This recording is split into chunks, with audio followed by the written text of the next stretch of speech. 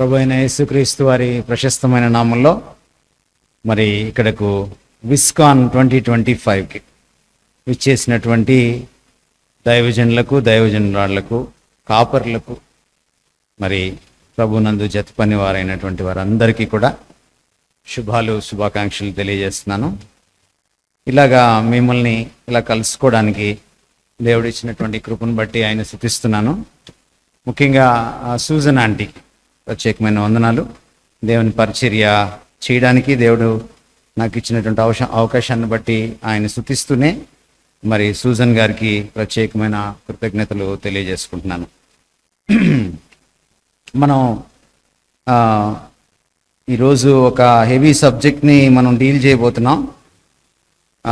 రేపు కూడా మనం కొంచెము ఏకాగ్రతతో మిగిలిన విషయాలన్నింటినీ పక్కకు నెట్టుకొని క్రమశిక్షణతో మనసు లగ్నం చేసి మీ వాక్యాన్ని దగ్గర పెట్టుకొని, మీకు వీలైతే మీరు నోట్స్ రాసుకోకపోయినా నాకేం ఇబ్బంది లేదు, కానీ మనసులో మటుకు మీరు రాసుకోవాలి. ఎందుకంటే మనం నోట్స్లు రాసుకొని మళ్ళీ వాటిని పారేస్తాం కనుక, వాటిని మళ్ళీ మనం చదవం కనుక, ఇది మనకు అలవాటే కనుక మన మనసుల్లో ముద్రితం చేసుకుంటే అది చాలా చాలా మంచిది. సూజన్ గారు ప్రార్థనాపూర్వకంగా ఒక మంచి అంశం పెట్టారు. మీకు ఇచ్చినటువంటి బ్రోషర్లో కనపడుతుంది, మీకు చూడండి. దర్శనాన్ని సాగు చేసుకోవడం. మనము ఇర్మియా 4:3 చూస్తే మనకి ముళ్ళ పొదల్లో విత్తనములు చల్లక మీ బీడు భూములను దున్నుడి. ఇది నేటి మన సంఘ పరిచర్యలకు చాలా అవసరమైనటువంటి అంశం అన్నమాట. ఎందుకంటే మనం గత ఒక 2-3 దశాబ్దాలు వెనక్కి వెళ్ళి చూస్తే బ్యాప్టిస్ట్ సంఘాలు ఒకటే కాదు, మీరు ఏ సంఘం ఏ డినామినేషన్ తీసుకున్నా పరిచర్య, సంఘ పరిచర్య ఎక్కడ వేసిన గొంగలి అక్కడలాగే ఉంది. సంఘాలు పెరుగుతున్నాయి కానీ పరిచర్య మాత్రం అక్కడే ఉంది. సంఘాలు ఎందుకు పెరుగుతున్నాయి అంటే చీలిపోయి పెరుగుతాయి. భారతదేశానికి సువార్త క్రీస్తు శకం 52లో వచ్చింది తోమా ద్వారా. అంటే దాదాపు 2000 సంవత్సరాలు అయింది. 2000 సంవత్సరాలకి తగ్గట్టుగా దేశ జనాభాలో క్రైస్తవం లేదు. ఎవరి సమస్య ఇది? మన సమస్యే. మనం సరిగ్గా పని చేయలేదు. ఎందుకంటే మనం బీడు భూముల్ని దున్నలేదు. మనం దున్నిన చోటే దున్నుతున్నాం. ఎందుకంటే దున్నిన చోట దున్నడం ఈజీగా ఉంటుంది. ఎవడో దున్నేస్తే అక్కడ విత్తనాలు వేయడం, లేకపోతే ఎవడో విత్తనాలు వేస్తే మనం వెళ్ళి పంట కోయడం చాలా ఈజీగా ఉంటుంది. ఈ రెండే జరుగుతున్నాయి. అంచేత 2000 సంవత్సరాల కాలంలో ఎంత విస్తరించాలో సంఘం అంత విస్తరించలేదు. పైగా మనకు ఒక కొత్త అపవాదం ఏంటంటే మనం మత మార్పిళ్ళు విపరీతంగా చేసేస్తున్నామని. పాపం వాళ్ళకి తెలియని విషయం ఏంటంటే మనం ఎక్కడ వేసిన గొంగలి అక్కడే ఉన్నాము అన్న సంగతి పాపం వాళ్ళకి తెలియట్లేదు. మనం ఏదో చాలా చేసేస్తున్నామని, అన్యులంతా మారిపోతున్నారని వాళ్ళు భ్రమపడుతున్నారు పాపం. కానీ మనం అన్యులకి సువార్త చెప్పింది దాదాపుగా శూన్యం. మనం బహిరంగ సభలు పెడితే, బహిరంగ సభలు ఎందుకు పెడతాం మనం? బయట వారి కోసం, అంతే కదా. ఇప్పుడు ఇంత పెద్ద చర్చ్ ఉండగా మళ్ళీ బహిరంగ సభ ఎందుకు పెట్టాలి? ఏమండి, ఐడియా ఏంటి? ఎందుకంటారు? బయట వారి కోసం. కానీ బహిరంగ సభలో ఎవరు ఉంటారు? చర్చికి వచ్చేవాళ్ళే ఉంటారు. మీకు తెలుసు, కొంతమంది పెద్ద పెద్ద స్పీకర్లు వస్తారు మనకి, ఏ బెల్లంపల్లి నుంచో కూకట్పల్లి నుంచో. వచ్చినప్పుడు మళ్ళీ చర్చిలో వాళ్ళందరూ కలిసి అక్కడికి ఆటోల్లో జనాన్ని తోలుతారు.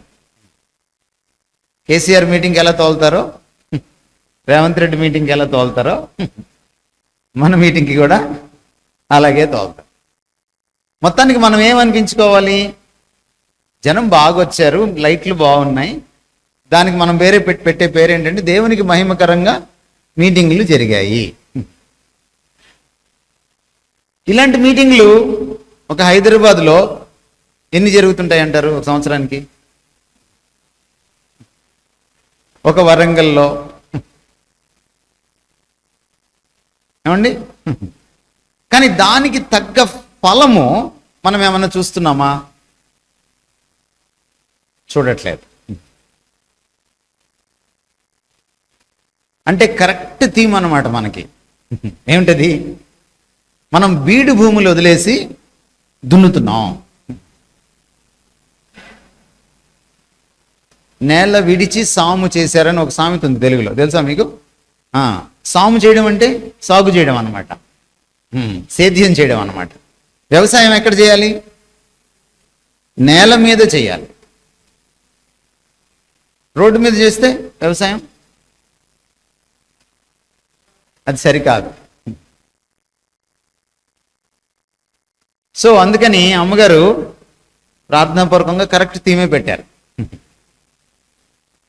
మనం ఇప్పుడు ఈ 2 రోజుల్లో తెలుసుకోవాల్సింది ఏంటంటే, బీడు భూములు ఏంటో తెలుసుకోవాలి, వాటిని దున్నడం ఏమిటో, ఆ కథాకామాంశం ఏమిటో తెలుసుకోవాలి. అంటే ఒక రకంగా మనము ఈ రాబోయే 48 గంటల్లో మనం కంప్లీట్గా మన మనస్తత్వాలు మార్చుకోవడానికి మనం రెడీ అవ్వాలి. వాక్యానుసారంగా, నేను చెప్పినట్టుగా కాదు, వాక్యానుసారంగా. ఎప్పుడైతే మనం ఆ విశాలమైన దృష్టితో, అంటే నేను మార్చుకుంటానో, నేను చేస్తున్న దాన్ని ఒకవేళ రివర్స్ చేసుకోవాల్సి వస్తే చేసుకుంటాను అన్న మనస్తత్వంతో మనం ఇక్కడ కూర్చుంటే కనుక ఖచ్చితంగా ఈ కాన్ఫరెన్స్కి ఒక సార్థకత వస్తుంది. లేకపోతే ఇక్కడికి వచ్చి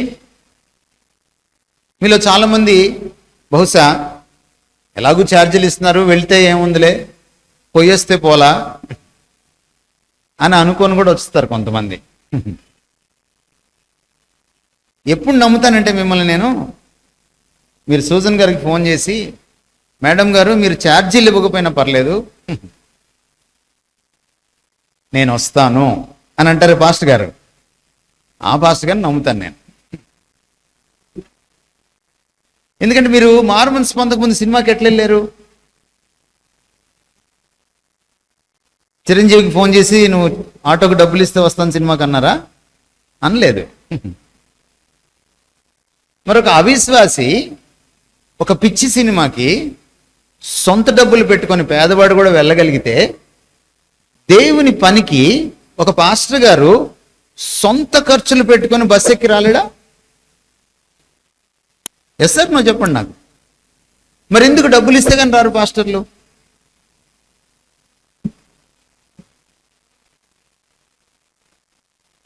వస్తే వచ్చారులే, ఇక్కడన్నా మారుమనసు పొందండి. ఏమండి? సంతోషం. అప్పుడు దేవుడు మిమ్మల్ని అద్భుతంగా ఆశీర్వదిస్తాడు, మిమ్మల్ని బట్టి దేశాన్ని ఆశీర్వదిస్తాడు. రైట్? కాబట్టి మన మనస్సుల్ని మనం కూడగట్టుకొని, మనస్సును నడుము బిగించుకుని అన్నాడు కదా పేతురు తన మొదటి పత్రికలో. సో మానసికంగా సిద్ధపడండి. నడుము బిగించడం అంటే సిద్ధపడ్డాం అన్నమాట పనికి. సో మీ మనస్సును నడుము బిగించుకొని కొన్ని విషయాలు నేర్చుకోవడానికి, కొన్ని విషయాలు మార్చుకోవడానికి మనం సిద్ధం కావాలి. మీరు తలలు వంచి ఒక 2 నిమిషాలు ఆ సిద్ధపాటులో ప్రార్థన చేసుకోవాలని నేను కోరుతున్నాను. మౌనంగా మీ మనసుల్లో, ప్రభువా నాతో మాట్లాడు, నేను మార్చుకోవడానికి నాకు మంచి మనస్సు ఇవ్వు.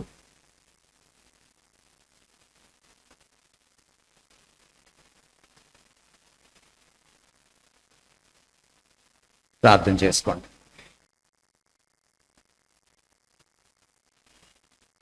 ఏకాగ్రత కోసం ప్రార్థన చేసుకోండి.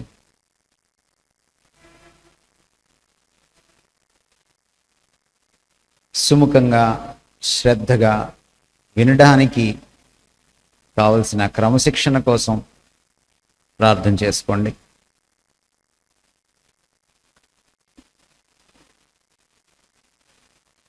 విన్నదాన్ని మనసులో భద్రం చేసుకోవడానికి ప్రార్థన చేసుకోండి. భద్రం చేసుకున్న వాక్యాన్ని ఆలోచిస్తూ ఉండడానికి, ధ్యానిస్తూ ఉండడానికి, కాన్ఫరెన్స్ అయిపోయిన తర్వాత కూడా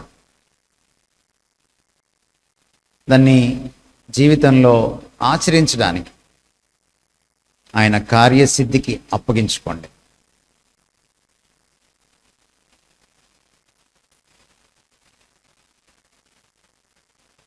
ప్రభు ఆత్మకు అప్పగించుకోండి. ఆయన సన్నిధిని అనుభవించే సున్నితత్వం కోసం ప్రార్థన చేసుకోండి.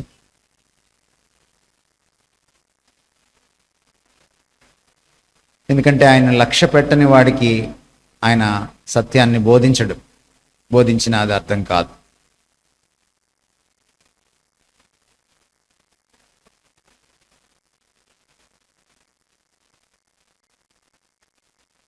మా ప్రేమ కలిగిన తండ్రి, మీ పాదాలకు వందనాలు నాయనా. మమ్మల్ని దర్శించండి ఈ సాయంత్రం.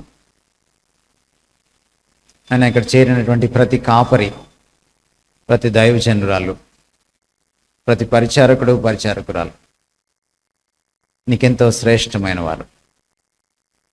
వారి ద్వారా నువ్వు దేశాన్ని తలకిందులు చేయగలవు, సమాజాలని, కుటుంబాలని మార్చగలవు, సంఘాలని ఉజ్జీవింప చేయగలవు. అయితే వారు నీకు తమని అప్పగించుకోవాలి. వారిని కదిలించండి నాయనా, వారిని స్పృశించండి నాయనా. వారి హృదయాల్లో నాయనా నీ గురించినటువంటి అగ్ని శిఖను రేపండి. నీ వాక్య ప్రత్యక్షత వెలుగులో విమర్శించుకోవడానికి, సరిదిద్దుకోవడానికి కృప చూపించండి. నీ పరిచర్య దార్శనికతను పొందడానికి, బీడుపడిన తమ హృదయాలను దున్నుకోవడానికి కృప చూపించండి. మాట్లాడుతున్న నీ దీనదాసునైనా నన్ను కూడా జ్ఞాపకం చేసుకోండి. కేవలం నీ మాటలు వినిపించండి. మాకు బ్లెస్సెడ్ టైంని దయచేయమని నీ ఆత్మ కార్యసిద్ధికి, నీ వాక్య ప్రభావానికి మమ్మల్ని అప్పగించుకుంటూ యేసుక్రీస్తు వారి పేట వేడుకుంటున్నాం తండ్రి. ఆమేన్.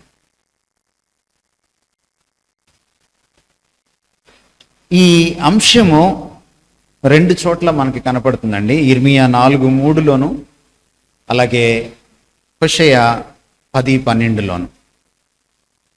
అద్భుతమైన వాక్య భాగం. అయితే ఇది పరిచర్య కాంటెక్స్ట్లో, లేకపోతే ఇవాంజలిజం కాంటెక్స్ట్లో, ఒక చర్చ్ కాంటెక్స్ట్లో చెప్పింది కాదు.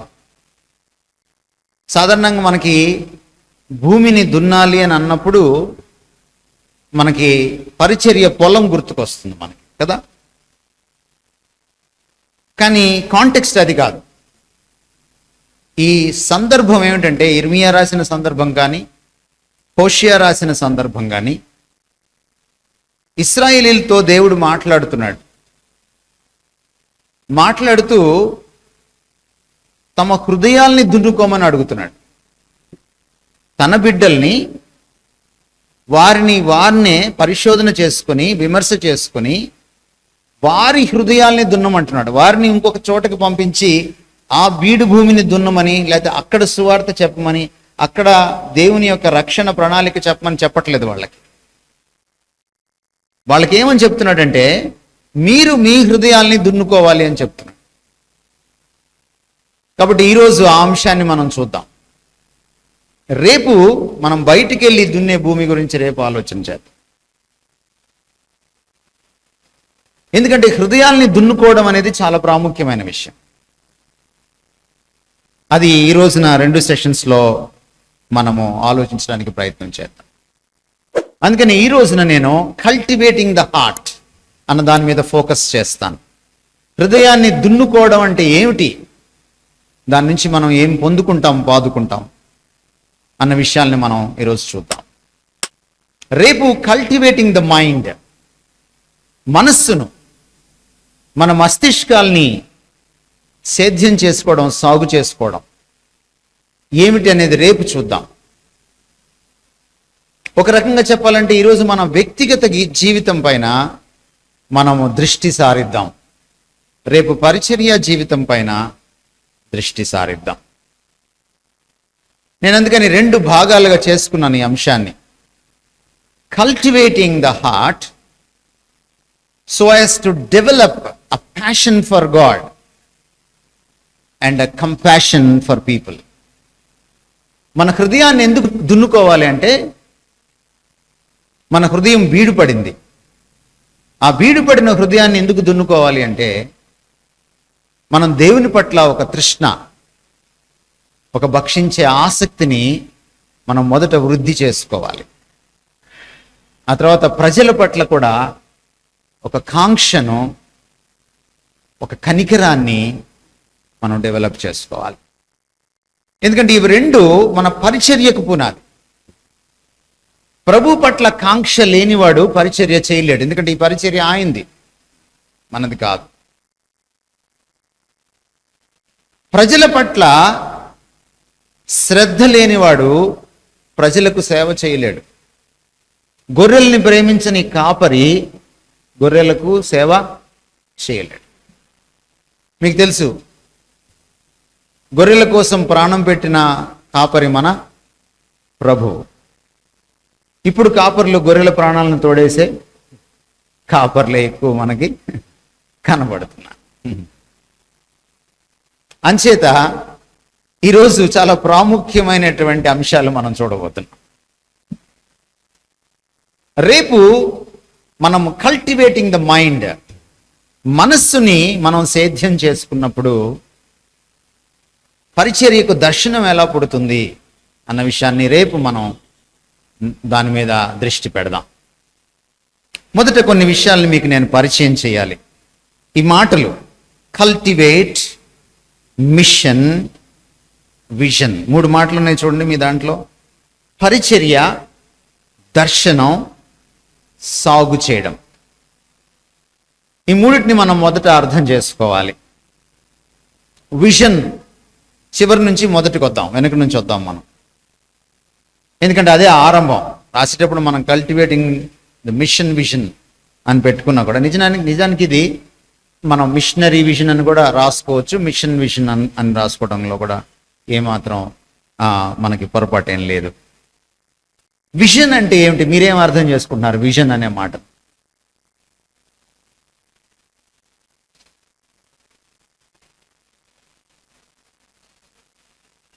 ఏమండి, విజన్ అంటే ఏంటి, మీకేం అర్థమైంది? ఇక్కడ తెలుగులో ఏముందండి? దర్శనం. ఇది కాదు, డేంజరస్ మాట ఇది తెలుగులో. ఎందుకంటే ఇప్పుడు కళ్ళు మూసుకుంటే దర్శనాలు కనపడుతున్నాయి. అట్లా అనుకుండేరు పొరపాటున. దర్శనం అంటే ఏదో కళ్ళు మూసుకోగానే దర్శనం, చర్చిలో కూర్చోగానే ఒక దర్శనం, ప్రార్థన చేస్తుంటే ఒక దర్శనం. ఇంటికి ప్రార్థన చేయడానికి పాస్టర్ గారు వస్తారు, మీరు కూడా చాలాసార్లు చేసి ఉంటారు ఇలాగా. మీ ఇంట్లో నాకు కళ్ళు మూసుకుంటే అవి కనపడుతున్నాయి, ఈ కనపడుతున్నాయి, తాచుపాము కనపడుతుంది. ఈ దొంగ దర్శనాలు కాదు, ఈ డబ్బుల కోసం చేసే దర్శనం. అవతలను బెదిరించి బ్లాక్మెయిల్ చేసి, అప్పుడప్పుడు బయట పూజారులు ఉంటారు, మా శాంతి చేయకపోతే మీ ఇంట్లో చాలా ప్రాబ్లం అని ఓ పెద్ద యాగం చేస్తాడు వాడు వచ్చి, దానికి 1 లక్ష రూపాయలు ఖర్చు అవుతాయి. లేకపోతే ఈ మెట్లు పక్కన పెట్టకపోతే కష్టం అంటాడు సిద్ధాంతి వాస్తు. అట్లాగే తయారయ్యారు ఇప్పుడు పాస్టర్లు కూడా. ఆ దర్శనాల గురించి మాట్లాడట్లా నేను, మీకేం అర్థమైందని అడుగుతున్నాను. అందుకే ఏమండి, లక్ష్యమా? Very good. లక్ష్యం, టార్గెట్, ఒక ఎయిమ్, ఒక గోల్. గుడ్ గుడ్, దగ్గరకు వచ్చారు మీరు, చాలా కరెక్ట్గా దగ్గరకు వచ్చారు. నైస్. మన దేవుడు ఎలాంటి దేవుడు అంటే, గుడ్డెద్దు చేలో పడ్డ చందంగా ఇప్పుడు పనిచేయడు ఆయన. Is a God of planning, is a God of vision. ఆయన ముందుగా దృష్టించకుండా ఏ పని చేయడు ఆయన. అందుకనే ఆయన పరిభాష చూస్తే మనకి పాత నిబంధనలో, నువ్వు తల్లి గర్భంలో పడకముందే నేను నిన్ను చూశాను, జగత్తు పునాది వేయబడక ముందే నిన్ను ఎన్నుకున్నాను. చూసారా మీరు ఈ మాటలు విన్నారా? నా అరచేతిలో నేను చెక్కుకున్నాను. దావీదు అంటాడు 139లో, నా దినములలో ఒకటైనను కాకమునిపై నీ గ్రంథములో అవి లిఖితములాయను కదా. ఈ దేవుడి తత్వం మీకేం అర్థమైంది? ఏదైనా పని చేయకముందు, ఎవరినైనా సృష్టించకముందు ముందుగా దృష్టిస్తాడు. మనలాగా చేయడు పనులు. మనం చాలా పనులు ఎందుకు చేస్తున్నామో తెలియకుండా చేస్తాం. ఆయన ప్రతి పనిని, ప్రతి ఒక్కరిని కూడా, ఇక్కడ కూర్చున్న ప్రతి ఒక్కరిని ఎందుకు అనే ప్రశ్న వేసుకున్న తర్వాతే చేస్తాడు. ఒక ప్రకాష్ భూమి మీదకి వచ్చాడంటే వీడిని ఎందుకు చేస్తున్నానని ముందే నిర్ణయిస్తాడు ఆయన. ఇక్కడ ఒక కాపరమ్మ గారు కూర్చున్నారంటే మిమ్మల్ని ఎందుకు చేశాడు, ఎందుకు రక్షించుకున్నాడు, ఎందుకు తీసుకొచ్చి ఈయనకి కట్టాడు, ఈమెకు కట్టాడు మిమ్మల్ని పరిశుద్ధ వివాహంలో. అన్నిటికీ ఆయన కారణాలు ఉంటాయి. ఆ ముందుగా దృష్టించే తత్వం ఆయనది. The God of the Bible is the God of vision. దీన్ని విజన్ అంటామండి. అంటే ఒక విషయాన్ని, భవిష్యత్తులో జరగబోయే విషయాన్ని, లేక భవిష్యత్తులో సాధించబోయే విషయాన్ని ముందుగానే స్పష్టంగా దర్శించడం. ఈ దర్శించడం అంటే ఏమిటంటే మనస్సు కళ్ళతో చూడటం. ఈ కళ్ళు కాదు, మనస్సు కళ్ళతో చూడటం. కళ్ళు మూసుకోగానే దూత కనపడ్డాడు, కళ్ళు మూసుకోగానే తెల్లని వస్త్రాలు ఉన్నాయని కనపడ్డాడు. ఆ దర్శనాలు కాదు. ఒక clear cut future mental image, భవిష్యత్తు గురించిన ఒక సుస్పష్టమైన మానసిక చిత్రం, ఒక భావ చిత్రం, ఒక భవిష్యత్తు చిత్రం, ఒక భావి చిత్రం, ఆ ఫ్యూచర్ మెంటల్ ఇమేజ్. దాన్ని ఏమన్నామంటే విజన్ అన్నాం. ఏమండి అర్థమవుతుందా మీకు? దర్శనం అనే మాటకి అర్థం అదన్నమాట. ఒక రకంగా చెప్పాలంటే సాధించవలసిన దాన్ని, భవిష్యత్తులో సాధించవలసిన దాన్ని ముందుగానే దృష్టించడం మనస్సుతో. This is called vision. పరిచర్య దర్శనం. ఏమండి రెండో మాట ఏమిటి? మిషన్. మిషన్ కదా, వెనక నుంచి వస్తున్నాం మనం. మిషన్ అంటే ఏమిటి? మిషన్ అంటే ఏమిటి? ఏదైతే భవిష్యత్తులో సాధించాలనుకుంటున్నానో, ఏదైతే భవిష్యత్తులో సాధించడానికి నాకు మనోనేత్రాలకి కనబడుతోందో, సుదూర భవిష్యత్తులో, డిస్టెంట్ ఫ్యూచర్లో, దాన్ని సాధించడానికి ఇప్పటి నుంచి ఏం చేయాలి? ఏమండి నాటి గురి అంటే ఆనాడు నేను సాధించవలసినది ఏమిటి అన్నదాన్ని సాధించడానికి ఇప్పుడేం చేయాలి? నేటి కర్తవ్యం అన్నమాట. ఏంటది? మిషన్.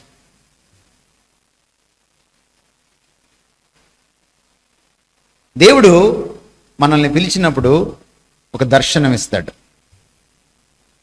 ఆ దర్శనాన్ని సాధించడానికి మనం ఒక ప్రణాళిక వేసుకోవాలి.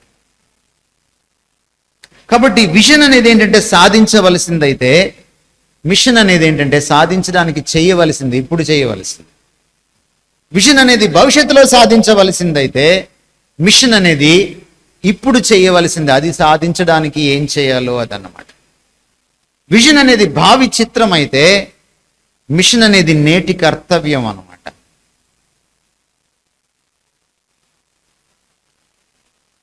ఇవన్నీ తెలియకుండానే మీరు పరిచర్యలోకి వచ్చారు, ఇబ్బంది ఏం లేదు. ఇక మీదటైనా మీ పందం మార్చుకోవచ్చు. ఏమో దేవుని ప్రణాళికలో మీరు ఇక్కడ ఉన్నారేమో, ఐ డోంట్ నో.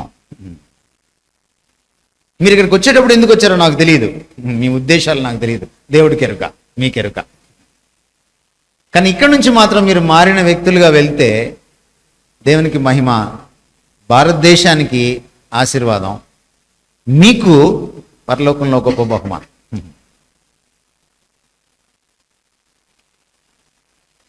ఇంకేం మిగిలింది మనకి? కల్టివేషన్, సాగు చేయడం, సేద్యం చేయడం. ఏమిటి దున్నడము, సాగు చేయడము? ఏమిటి దీని అర్థం ఏమిటి? మనకి ఇక్కడ ఇర్మియా గ్రంథం 4:3లో కానీ, హోషేయ 10:12లో కానీ అలంకారయుక్తంగా మాట్లాడుతున్నాడు దేవుడు. మీకు పాత నిబంధనలో, కొత్త నిబంధనలో అనేక చోట్ల ఉపమాన రీతిగా దేవుడు మాట్లాడడం మనం చాలా తరచుగా చూస్తాం. అంటే ఒక ఉదాహరణ తీసుకొని మాట్లాడటం. ఇక్కడ హృదయంలో మట్టే ఉండదు. ఈ హృదయం లోపల ఏదన్నా వేస్తే, చిక్కుడు గింజ వేస్తే చిక్కుడు మొక్క రావడం, సీతాఫలం వేస్తే సీతాఫలం చెట్టు రావడం, అట్లేం ఉండదు. అలంకారయుక్తంగా మాట్లాడుతున్నాడు అన్నమాట. అలంకారయుక్తంగా మాట్లాడినప్పుడు ఎందుకు మాట్లాడతారు అలంకారయుక్తంగా? ఒక తెలియని విషయాన్ని మాట్లాడేటప్పుడు మనకు తెలిసిన విషయాన్ని తీసుకొని తెలియని విషయాన్ని చెప్తాం అన్నమాట. అమ్మ మనసును చూడలేం, కానీ మనం అంటాం అమ్మ మనసు పాల వంటిది అంటాం. అంటే పాలు చూస్తాం కదా, పాలు అందరికీ తెలుసు. చంటి బిడ్డ నుంచి పెద్దోడి దాకా తెలుసు పాలు అంటే ఏంటో. పాలు అంటే ఇప్పుడు పాలు అంత స్వచ్ఛంగా లేవులేండి. ఇప్పుడు ఆ సామెత వాడగలమో లేదో తెలియదు. పాత రోజుల్లో పాలు చాలా స్వచ్ఛంగా ఉండే. అందుకని ఈ తెలిసిన పాలను తీసుకొని స్వచ్ఛత ఎంత బాగుంటుందో చెప్పడం కోసం, కనిపించని అమ్మ మనసుని చెప్పడం కోసం, కనిపించే పాలను లేక తెలియని అమ్మ మనసుని చెప్పడం కోసం తెలిసిన పాలను తీసుకొని సోదాహరణంగా, ఉపమాన రీతిగా, అలంకారయుక్తంగా చెప్తున్నాం అన్నమాట. దీన్ని ఫిగరేటివ్ స్పీచ్ అంటాం బైబిల్లో. ఇక్కడ కూడా అలాగే మాట్లాడుతున్నాడు. ముఖ్యంగా ప్రవక్తలు మాట్లాడేటప్పుడు అలాగే మాట్లాడతారు. సో చాలా జాగ్రత్తగా అర్థం చేసుకోవాలి వాటిల్ని. ఎప్పుడు దున్నుతామండి భూమిని ఎప్పుడు దున్నుతాం? అదే సాగు ఎప్పుడు చేస్తాం?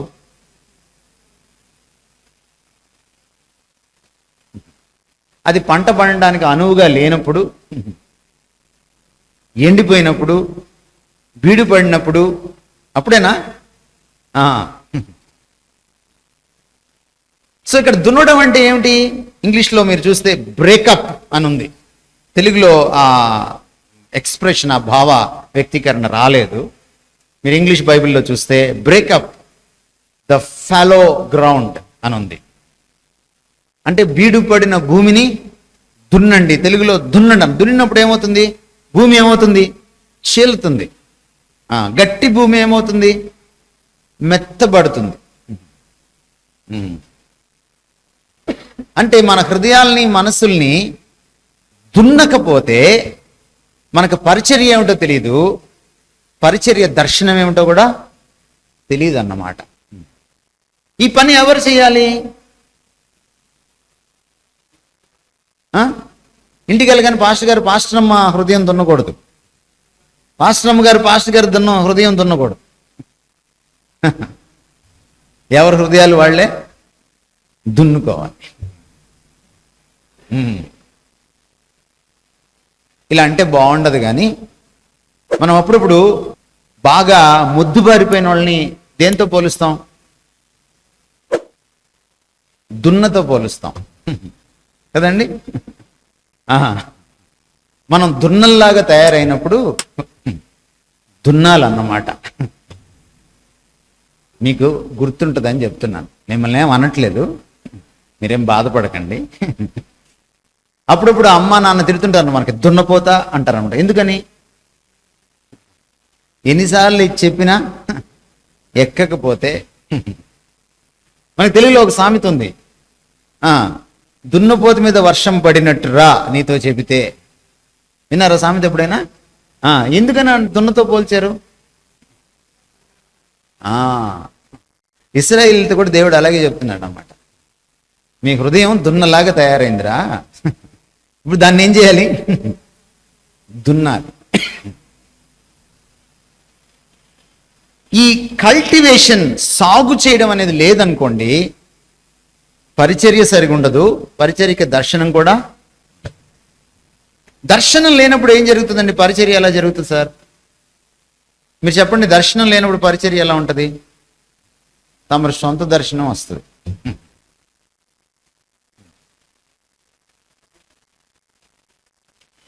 చూడండి, దర్శనంలోకి మనం వెళ్ళక ముందు మనం ఈ నెగటివ్ సైడ్ మనం ఆలోచన చేయాలి. దర్శనం ఎక్కడి నుంచి వస్తుంది ఏమండి? దర్శనం ఎక్కడి నుంచి వస్తుంది పరిచర్యకి? ఏమో గట్టిగా చెప్పట్లేదు పాస్టర్లు, కానీ మనకి చాలాసార్లు పక్క చర్చి నుంచి వస్తుంది. అవునా కాదా? మీరు కాసేపు అయినా యథార్థవంతులుగా కూర్చోవాలి ఇక్కడ. చూడండి, మన తెలుగు రాష్ట్రాల్లో ట్రెండ్స్, మనం అందరం వార్షిక సభలు పెట్టుకుంటాం చర్చిలకి కదండి. ఎక్కడి నుంచి వచ్చింది ఇది వార్షిక సభలు? ఇందులో ఏమన్నా ఉందా? చర్చిలో వార్షిక సభలు పెట్టుకోవాలని ఉందా ఇందులో? మరి మీకు ఐడియా ఎక్కడి నుంచి వచ్చింది?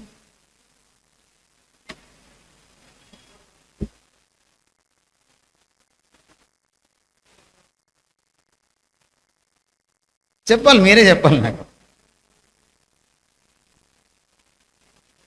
మీకు చిన్న కథ చెప్తా. దర్శనం లేకపోతే ఏమవుద్దో మీకు తెలుస్తుంది ఈ కథ చెప్తే. ఒక ఆయనకి ఒక మంచి వాచ్ షాప్ ఉంది. ఆయన ఉదయాన్నే 8 తీస్తాడు షాప్. తీసి షాప్లో ఉన్న వాచెస్ అన్ని దుమ్ము దులిపి, షాప్లో వాచెస్ అన్నిటికీ టైం సరిగా ఉందో లేదో చూసుకొని ఆ టెల్లర్ దగ్గర, ఆ డబ్బులు పెట్టి దగ్గర కూర్చుంటాడు. ఈయన కూర్చున్న కాసేపటికి ఓ ముసలాయన వస్తాడు. వచ్చి ఈయన షాప్ ఎదురుగా నుంచొని షాప్లోకి తొంగి చూస్తాడు. చూసి తన వాచ్ వైపు చూస్తాడు. మళ్ళీ చూసి మళ్ళీ వెళ్ళిపోతాడు. ఇది రోజు జరుగుతుంది. ఈ వాచ్ షాప్లో ఉన్న ఆయనకి ఓ పెద్ద అనుమానం వచ్చింది.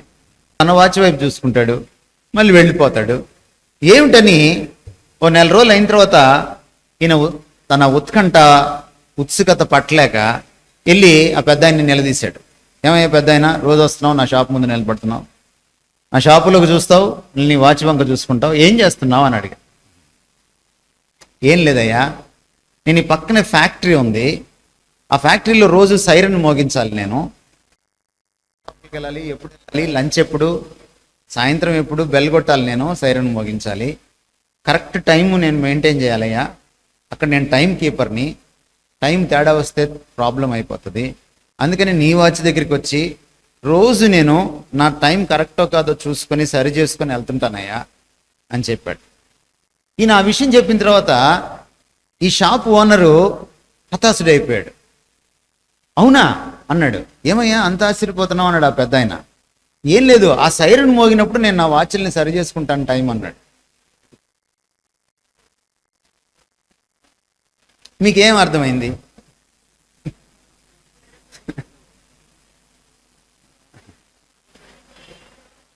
పాస్టర్లు ఒకరిని చూసి ఒకరు వాత పెట్టుకుంటే ఇలాగే ఉంటుంది, వాతలే మిగులుతాయి, అసలు విషయం ఉండదు. దర్శనం లేకపోతే దేవుడి దగ్గర నుంచి నీ పరిచర్య ఏమిటి, నీ పాత్ర ఏమిటి, నువ్వు ఏం సాధించాలి, సాధించడానికి నువ్వు ఏం చేయాలి అన్నది నువ్వు ప్రభువుని చూసి అడక్కపోతే, దర్శనం ఆయన దగ్గర నుంచి రాకపోతే సమస్య ఏంటండి? అన్ని చర్చిలు ఒక్కలాగే చతికిలు పడి కూర్చుంటాయి.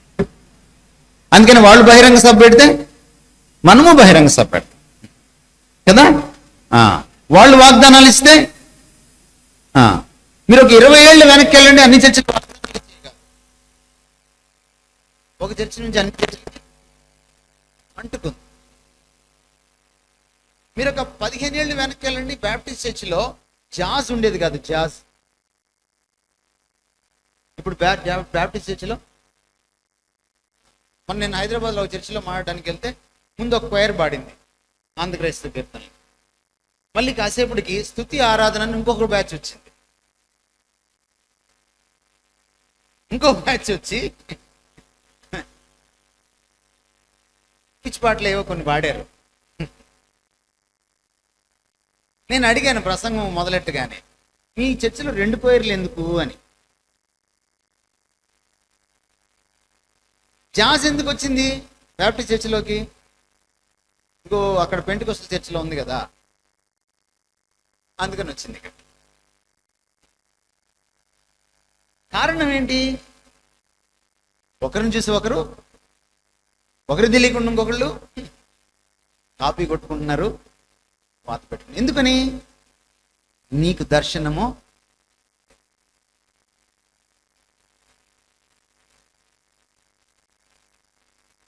మీరు పాత నిబంధనలో చూడండి, ఒక ప్రవక్త చేసిన పని ఇంకో ప్రవక్త చేయలే. ఎందుకని?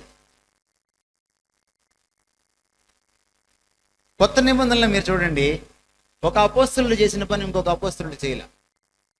ఎందుకని? మీకు ఇంకో విషయం కూడా చెప్తాను. మీరు హైదరాబాద్ ప్రాంతంకి వస్తే మీకు ఇటుపక్క బ్యాప్టిస్ట్ చర్చిలు ఎక్కువ ఉంటాయి. అందుకని డెక్కన్ బ్యాప్టిస్ట్ అసోసియేషన్ పెట్టుకున్నారు. డెక్కన్ అంటే ఏంటి? ఈ దక్కను పీఠభూమికి సంబంధించింది అంతా కూడా హైదరాబాద్ ప్రాంతం.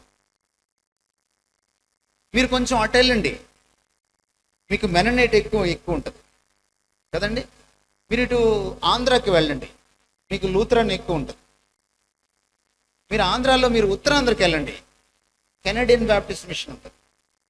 మీరు ఆంధ్రాలో దక్షిణాంధ్రకి వెళ్ళండి, అమెరికన్ బ్యాప్టిస్ట్ మిషన్ ఉంటుంది. ఏమండి? మీరు ఆంధ్రా నుంచి కొంచెం ఇటు కృష్ణా జిల్లా అటువైపుకి వెళ్ళండి, సిఎస్ఐ ఎక్కువ ఉంటుంది. ఎందుకంటారు ఇలాగా? అన్నీ ఒకచోట ఎందుకు లేవు?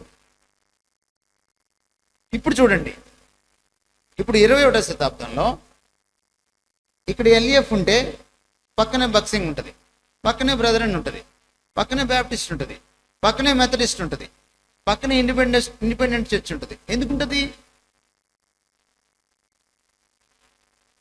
అప్పట్లో మిషనరీలకి వ్యక్తిగత అజెండా లేదు, వాళ్ళకి దేవుడిచ్చిన దర్శనం ఉంది. ప్రతి మిషనరీ, ఆయన మెథడిస్ట్ అయినా, బ్యాప్టిస్ట్ అయినా, లేకపోతే బ్రదరన్ అయినా, ఇంకెవరైనా మిషనరీ మీరు తీసుకోండి, వాళ్ళకి దేవుడిచ్చిన దర్శనం ఉంది.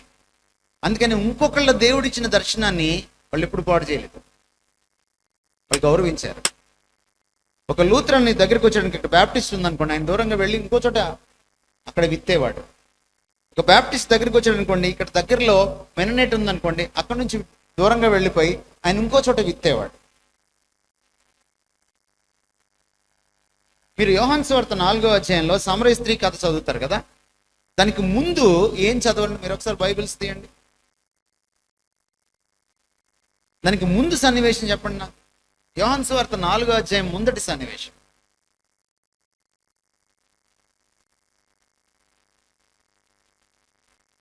పాస్టర్లు కదా, నాకు చెప్పగలగాలి.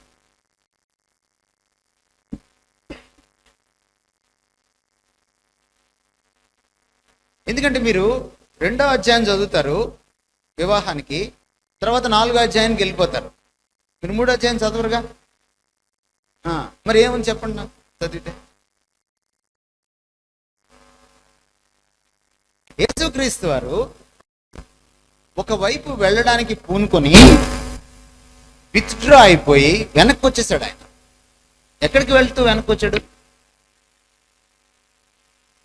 ఆ 4వ అధ్యాయానికి ముందటి మాటలు చూడండి, మీకు కనపడుతుంది.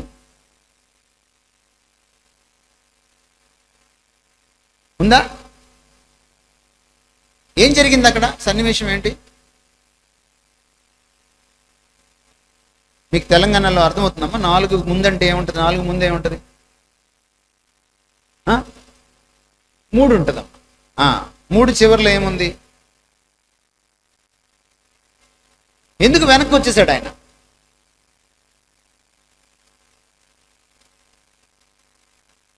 అక్కడ బాప్తిస్మ ఇచ్చి యోహాన్కి ఈయనకి మధ్య వీళ్ళిద్దరికి పోటీ లేదు నిజానికి. కానీ ప్రజల్లో ఒక వదంతు వ్యాపించింది. వదంతు వ్యాపించిందని తెలియగానే యేసుక్రీస్తు వారు ఈ దిక్కుగా వెళ్ళేవాడు వెనక్కి తిరిగేశాడు. అందుకని అక్కడ ఏమని రాయబడింది? They never meddled with others god given vision. తన పక్కన మిషనరీకి దేవుడిచ్చిన దర్శనాన్ని పాడు చేయడానికి ఎప్పుడు వాళ్ళు ప్రయత్నం చేయలేదు. ఎవరికి వారే ప్రభు దర్శనాన్ని పొంది వాళ్ళు పని చేశారు. అందుకనే భారతదేశం దున్నబడింది, ఫలించింది. ఆ ఫలాలే మనందరం కూడా ఆ ఫలాలే. మహా అంటే ఎంతమంది మిషనరీలు వచ్చి ఉంటారండి భారతదేశానికి? మీరు శ్రీకాకుళం నుంచి ఈ మన ఆదిలాబాద్ వరకు కిందకి వెళ్ళి లెక్కేయండి, ఎంతమంది మిషనరీలు వచ్చి ఉంటారు మహా అంటే? హైదరాబాద్కి ఒక 10 మంది వచ్చి ఉంటారా? అంతకంటే వచ్చి ఉంటారు. వరంగల్కి ఒక 10 మంది వచ్చి ఉంటారా? ఒక 5-6 కంటే వచ్చి ఉంటారు. కానీ ఈరోజు శ్రీకాకుళం నుంచి ఆదిలాబాద్ వరకు క్రైస్తవ్యం ఏమైంది? పురుడు పోసుకుంది. కానీ ఈరోజు పాస్టర్లు ఎంతమంది ఉన్నారు?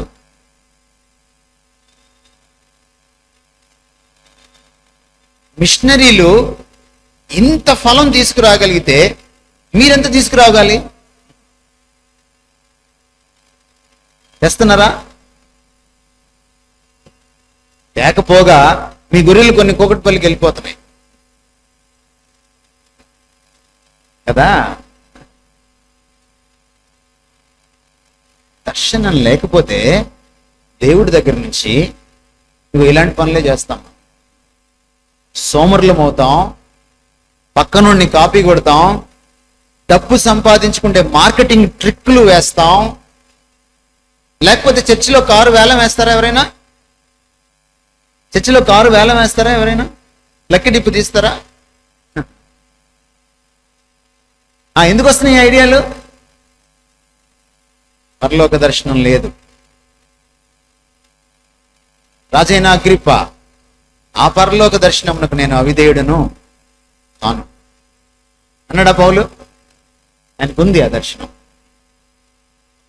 అందుకనే vision is very very important.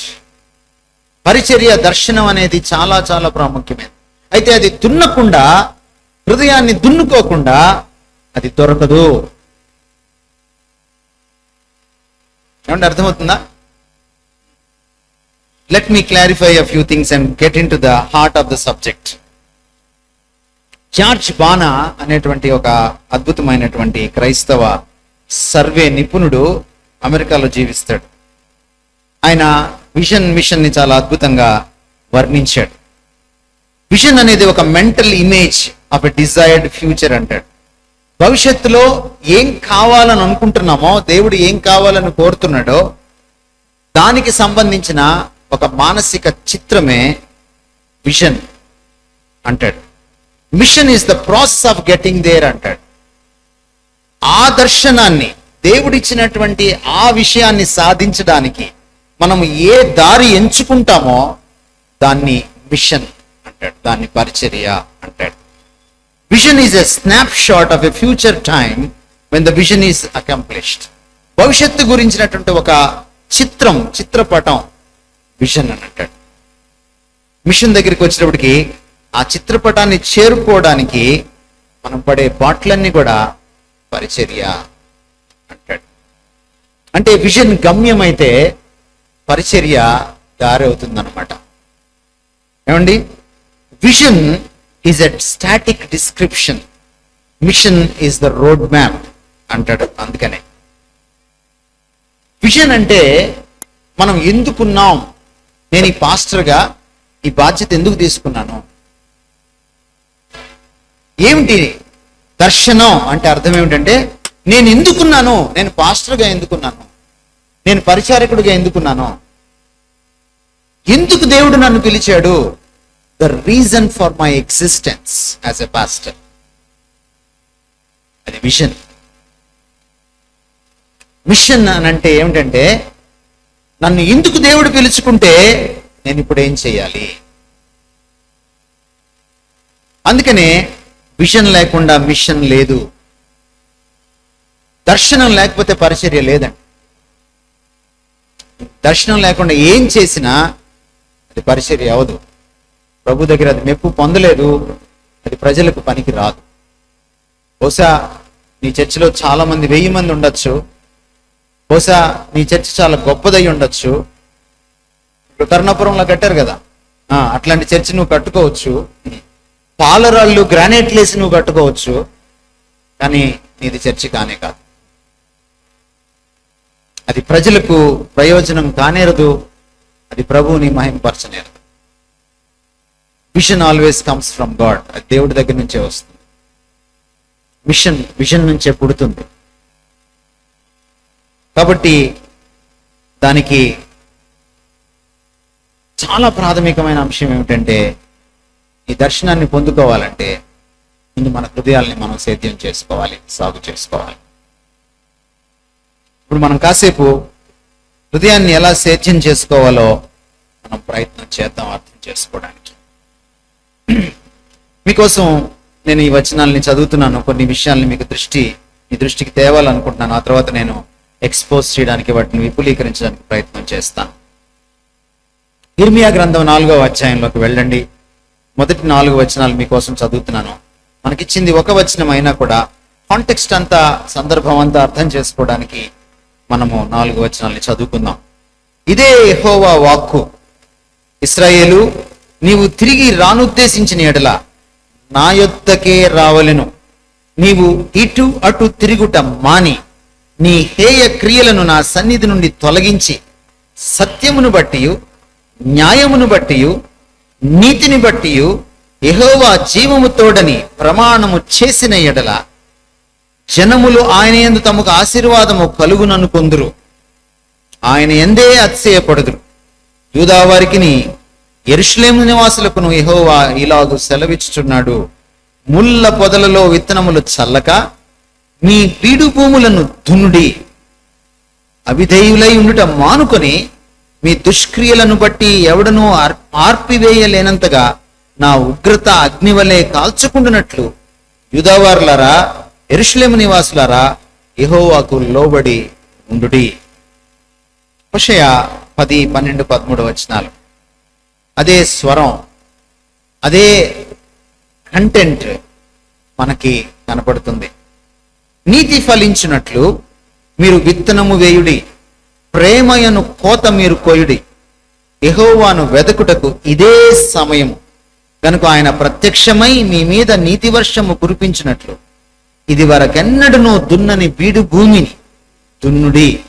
నీ ప్రవర్తనను ఆధారము చేసుకుని నీ బలాఢ్యులను నమ్ముకొని నీవు చెడుతనపు పంటకై దున్నితివి ఒకప్పుడు, కనుక మీరు పాపమును కోత కోసి ఉన్నారు, అబద్ధమునకు ఫలము పొంది ఉన్నారు. అద్భుతమైనటువంటి విషయాలు ఆయన మాట్లాడుతూ ఉన్నాడు. మొత్తం మీద ఈ దున్నవలసిన భూమి ఏమిట్రా అని అంటే మన హృదయమే. ఏమిటిది దున్నవలసిన? ఎందుకంటే దున్నవలసింది ఏమిటో మీకు పొలం తెలియకపోతే మీరు దున్నలేరు. ఇందాక చెప్పినట్టుగా మీరు నేల విడిచి సాము చేస్తారు. కాబట్టి దున్నవలసింది ఏమిటో మొదట తెలుసుకోవాలి. ఎంతమంది నమ్ముతున్నారు ఇక్కడ దున్నుకోవాల్సింది నా హృదయమే, పక్కన వాళ్ళది కాదు. పాస్టర్ గారైనా నా హృదయం అనేది చేతులెత్తాడు. రైట్. కొన్నిసార్లు మనం దున్నాలి అని అనుకున్నప్పుడు మనకు ఒక ఆలోచన వస్తుంది, నా హృదయం ఏం బీడిపోలేదే, నేనేమంత కఠినంగా లేనే, నాలో ఏ పెద్ద పాపమేం లేదే, అని మనకు అనిపిస్తుంది. అక్కడే మనం పెద్ద పప్పులో కాలు వేస్తాం. ఎప్పుడైతే మొదట మన స్థితిని మనం గుర్తిస్తామో దున్నడానికి అవకాశం దొరుకుతుంది.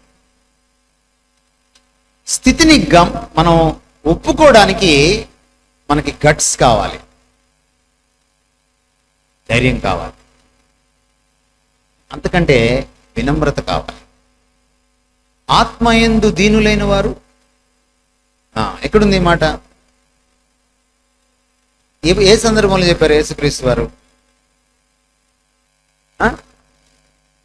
కొండ మీద ప్రసంగంలో చెప్పారు కదా, 8 ధన్యతల్లో ఒకటి కదా. ఆత్మయందు దీనులంటే అర్థం ఏమిటి?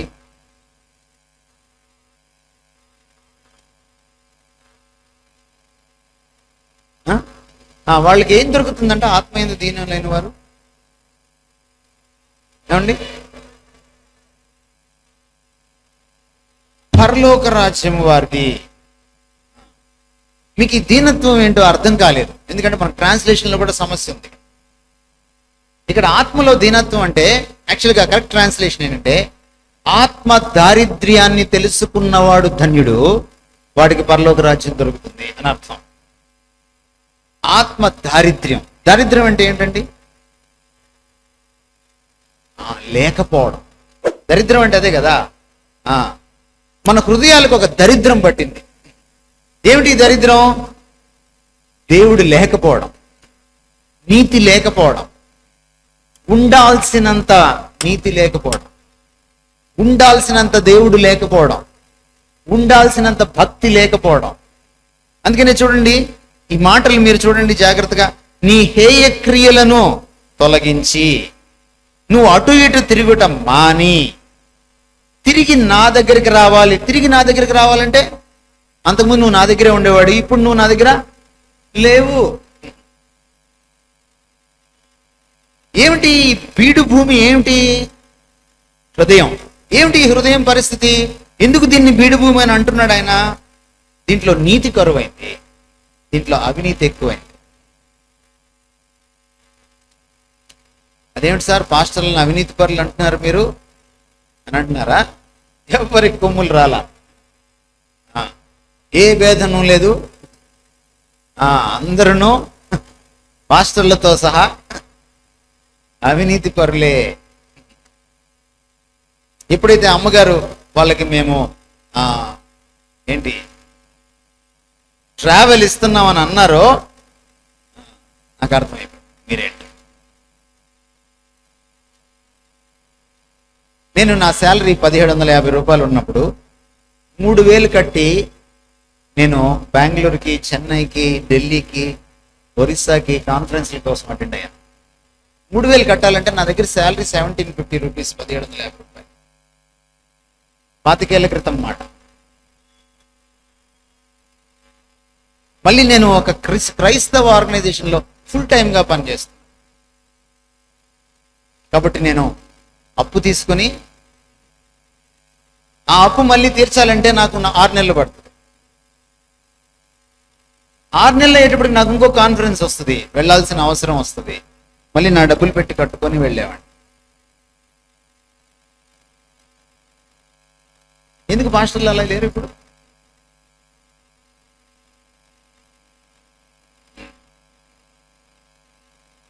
మనకి దేవుడు అంటే చీప్, దేవుడి కోసం ఖర్చు పెట్టలేం. ఎంతమంది పాస్టర్లు ఇక్కడ కూర్చున్న వాళ్ళు దశమ భాగం ఇస్తారు? ఎంతమంది తీసుకుంటారు దశమ భాగం? ఎత్తక్కర్లేదు, అర్థమైపోయింది. ఏమండి ఏమండి మనం తవ్వి చూసుకుంటే మనకు అర్థమవుతుంది మన బీడు పడిన తత్వం ఎంత లోతైందో, మన దారిద్ర్యం, ఆధ్యాత్మిక దారిద్ర్యం ఎంత భయంకరమైందో.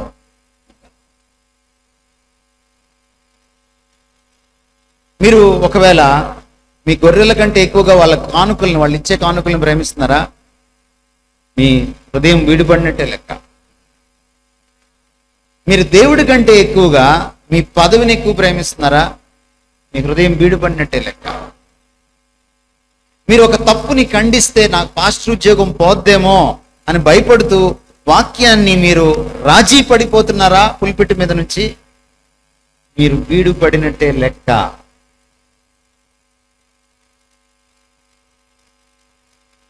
ఎందుకంటే మీకు అర్థం కాదని ఎక్స్ప్లెయిన్ చేసేలా చెప్తున్నాను. ఈ వీడు తత్వం ఏమిటో దేవుడికి ఈ కోపాన్ని తెప్పించేది. అందుకని ఆయన అంటున్నాడు చూడండి,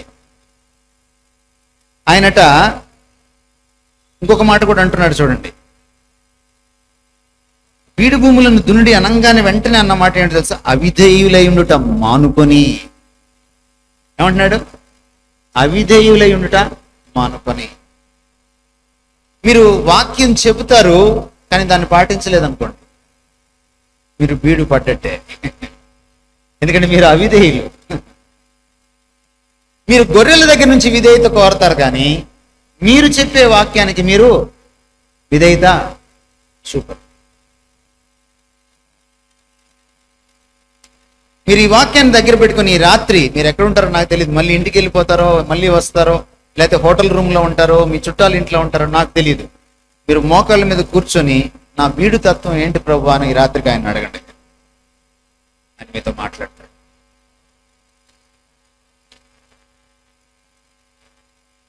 ఎందుకంటే తన ఆత్మ దారిద్ర్యాన్ని గుర్తించిన వాడు ధన్యుడు, అతడిదే పరలోక రాజ్యం. ప్రభా నేను దరిద్రుణ్ణి, ఇదిగో నాకు ఈ లోపించాయి, నాకు భావ దారిద్ర్యం ఉంది, నాకు వాక్య దారిద్ర్యం ఉంది, నాకు ఆధ్యాత్మిక దారిద్ర్యం ఉంది, నాకు భక్తి దారిద్ర్యం ఉంది, నాకు ప్రేమ దారిద్ర్యం ఉంది.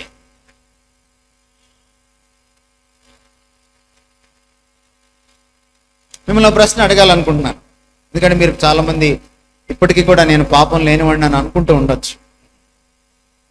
ఎందుకంటే చాలా మంది పాస్టర్లు వాళ్ళని గురించి వాళ్ళు ఏమనుకుంటారంటే మేము అభిషిక్తులం, మమ్మల్ని ఎవరు ఏమీ అనకూడదు. ఇక్కడ ఎవరైనా యేసుక్రీస్తు కంటే అభిషిక్తుడు ఉన్నాడా? క్రీస్తు అన్న శబ్దమునకు అర్థం ఏమిటండి? అసలు శిష్యులు అభిషిక్తుడు కదా ఆయన. తను విమర్శించేవారిని ఆయన ఏమన్నాడు? క్షమించడం గురించి మాట్లాడలేను, ఆయన ఏమన్నాడు అంటున్నా. నేను అభిషిక్తుడిని, నన్ను ఎవడు విమర్శించకూడదు అన్నాడా? ఏమన్నాడు? మీరు తీర్పు తీర్చండి నన్ను, కానీ న్యాయబద్ధంగా తీర్పు తీర్చండి. అలా అన్నాడా? అసలు తీర్పు తీర్చొద్దు అన్నాడా? ఎప్పుడైనా మీ గొర్రెల్ని అమ్మా మీరు నన్ను కూడా అనొచ్చు, కానీ న్యాయవంతంగా అనండి. అసలు నన్ను అనడానికి వీల్లేదు అంటే మసి అయిపోతాం. మన మధ్య ఎవరో చెప్తున్నారు, మాస్టర్ గారు కంట తడి పెడతానంట సంఘం అంతటికి దరిద్రం అంట. మరి పాస్టర్ గారు తడి పెట్టిస్తే అది ఇంకెంత దరిద్రం. గొర్రెల కంట తడి పెట్టించాడు అనుకో, మనం ఒక గర్వాంధంలోకి వెళ్ళిపోయామండి.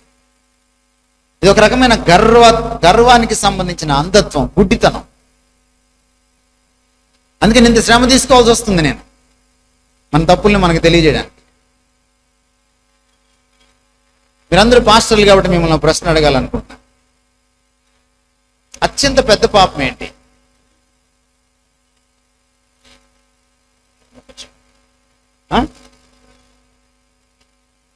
లోపడకపోవడం పాపం.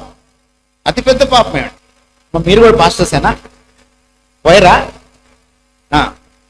చెప్పండి, వీళ్ళకిద్దాం ఛాన్స్. ఎందుకంటే వీళ్ళకి బైబిల్లో ఎవరు ప్రశ్నలు పెట్టరమ్మా, పరీక్ష పెట్టరు. ఎందుకంటే బైబిల్కి వెళ్ళొచ్చారు కదా, కాలేజీకి వెళ్ళొచ్చారు కదా. చెప్పండి.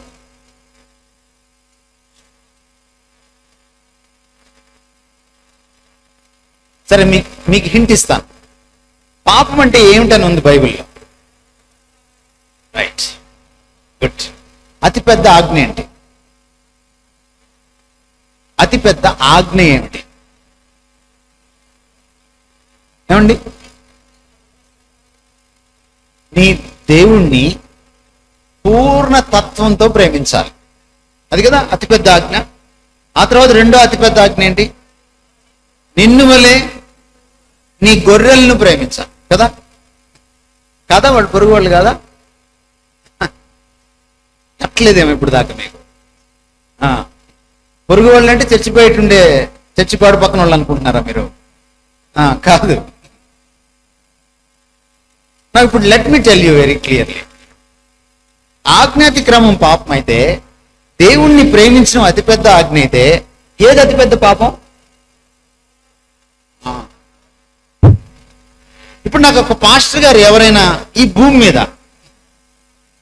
ఒక సూర్యాపేటలోనే కాదు, ఈ భూమి మీద లేచి నిలబడి నేను దేవుణ్ణి 100% పూర్ణ తత్వంతో ప్రేమిస్తున్నాను అని పాస్టర్ గారు దొరుకుతారు నాకు?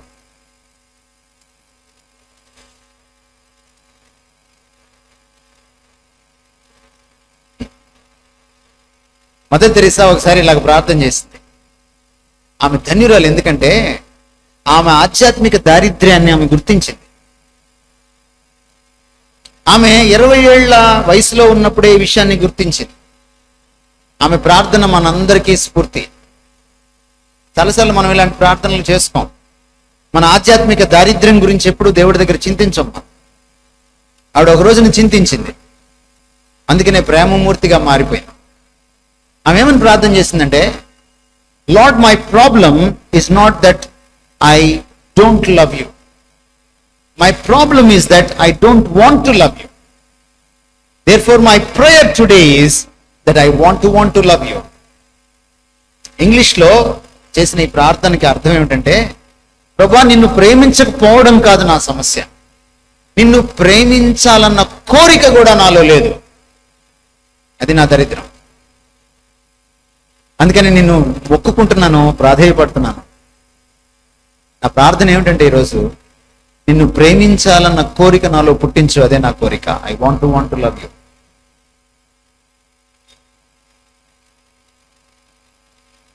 ఎందుకు నేను ఈ మాట అంటున్నానంటేనండి, ఈ హృదయం ఎందుకు బీడు పడింది అని అంటున్నానంటే, చాలా మంది పాస్టర్ల హృదయాలు దేవుణ్ణి ప్రేమించాల్సినంతగా ప్రేమించడం మానేసి చాలా కాలం అయింది. రాసుకోండి మీరు కావాలంటే.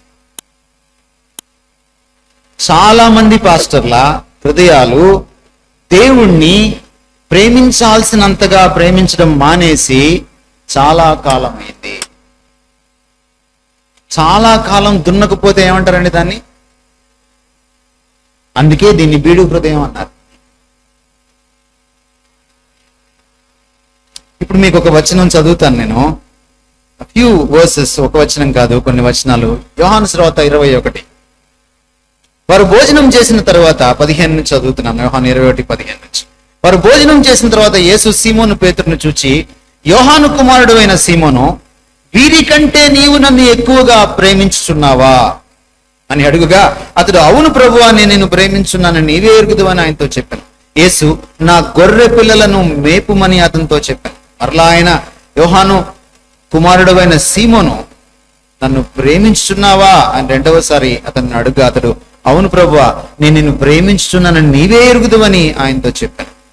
ఆయన, నా గొర్రెలను కాయుమని చెప్పాను. మూడవసారి ఆయన, యోహాను కుమారుడు అయిన సీమోను, నన్ను ప్రేమించున్నావని అతన్ని అడిగాను. నన్ను ప్రేమించున్నావని మూడవసారి తను అడిగినందుకు పేతురు వ్యసనపడి, ప్రభువా, నీవు సమస్తమును ఎరిగినవాడు, నిన్ను ప్రేమించున్నానని నీవే ఎరుగుదువని ఆయనతో చెప్పాను. యేసు, నా గొర్రెలను మేపుము. ఎవరండి నా గొర్రెలను మేపు కాయి అంటున్నాడు? ఎవరు ఈ పేతురు? ఎవరు? పాస్టర్ గారు. ఈ భూమి మీద యేసు ప్రభు తర్వాత మొట్టమొదటి పాస్టర్ ఎవరంటే పేతురు గారు. తమరికే చెప్తున్నాడు, తమరెప్పుడు గొర్రెల్ని మేపాలి, తమరెప్పుడు గొర్రెల్ని కాయాలి, దానికంటే ముందేం చేయాలి? ప్రభువుని ప్రేమించాలి. ప్రభువుని ప్రేమించడం పాస్టర్ యొక్క కనీస అర్హత.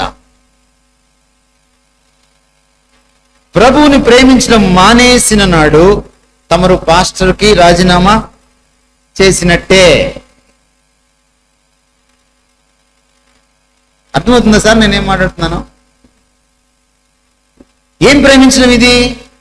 మామూలుగా ప్రేమించడం కాదు. ఆయన 3 సార్లు ఎందుకు అడిగాడు? 2 సార్లు ఆయన గ్రీక్ లో సోదర ప్రేమతో ప్రేమిస్తున్నావా, ఫిలేన్ అనే పదం వాడాడు. 3వసారి ఆయన నన్ను అత్యున్నతంగా ప్రేమిస్తున్నావా, అగాపే అనే పదం వాడాడు. గ్రీక్ టెక్స్ట్ మీరు చదివితే.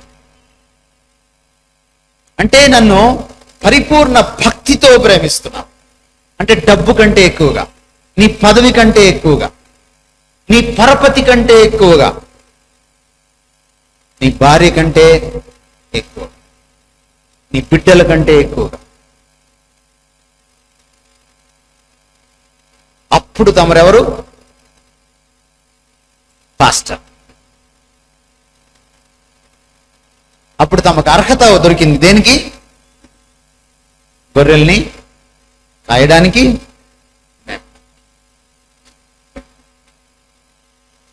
ఇది జరగాలంటే ఏం జరగాలి? ఈ హృదయాన్ని దున్నాలి. మన హృదయంతో ఒక సమస్య ఉంది. ఇది దేన్నైనా ఎడాపెడగా ప్రేమించేస్తుంది, దేవుణ్ణి తప్ప. ఇది హృదయం సమస్య, ఇది హృద్రోగం. ఇది ఏ కార్డియాలజిస్ట్ బాగు చేయలేడు, దేవుడు తప్ప. అందుకని చూడండి, ఇక్కడ ఏం మాటలు ఉన్నాయి. మనం చదివిన వాక్య భాగంలోకి మళ్ళీ వెళ్దాం. ఆయన అంటున్నటువంటి మాటలు ఏమిటో చూడండి. ఇక్కడ ఆయన ప్రత్యక్షమై, హోషేయ 10:12-13 చదువుతున్నాను. 12-13 ఆయన అంటున్న మాటలు, ఆయన ప్రత్యక్షమై మీ మీద నీతి వర్షము కురిపించున్నట్లు దున్నని బీడు భూమిని దున్నుడి. నా హృదయంలో నీతి వర్షం ఎప్పుడు వస్తుంది? God's character. నీతి వర్షం అంటే గాడ్స్ క్యారెక్టర్, ఆయన వ్యక్తిత్వం, ఆయన తత్వం నా గుండెని ఎప్పుడు ఆవహిస్తుంది? నా గుండెకు ఆయన తత్వం ఎప్పుడు అబ్బుతుంది? నేను దున్నుకోవాలి. దున్నినప్పుడు ఏమొస్తాయండి? దున్నినప్పుడు ఏమొస్తాయి? మీరు ఎప్పుడైనా దున్నారా? దున్నడం చూసారా? పోనీ దున్నడం చూసారా? ఏమొస్తాయి దున్నినప్పుడు? ఏమొస్తాయి? రాళ్ళు, రప్పలు, పెంకులు కదండి, కలుపు మొక్కలు.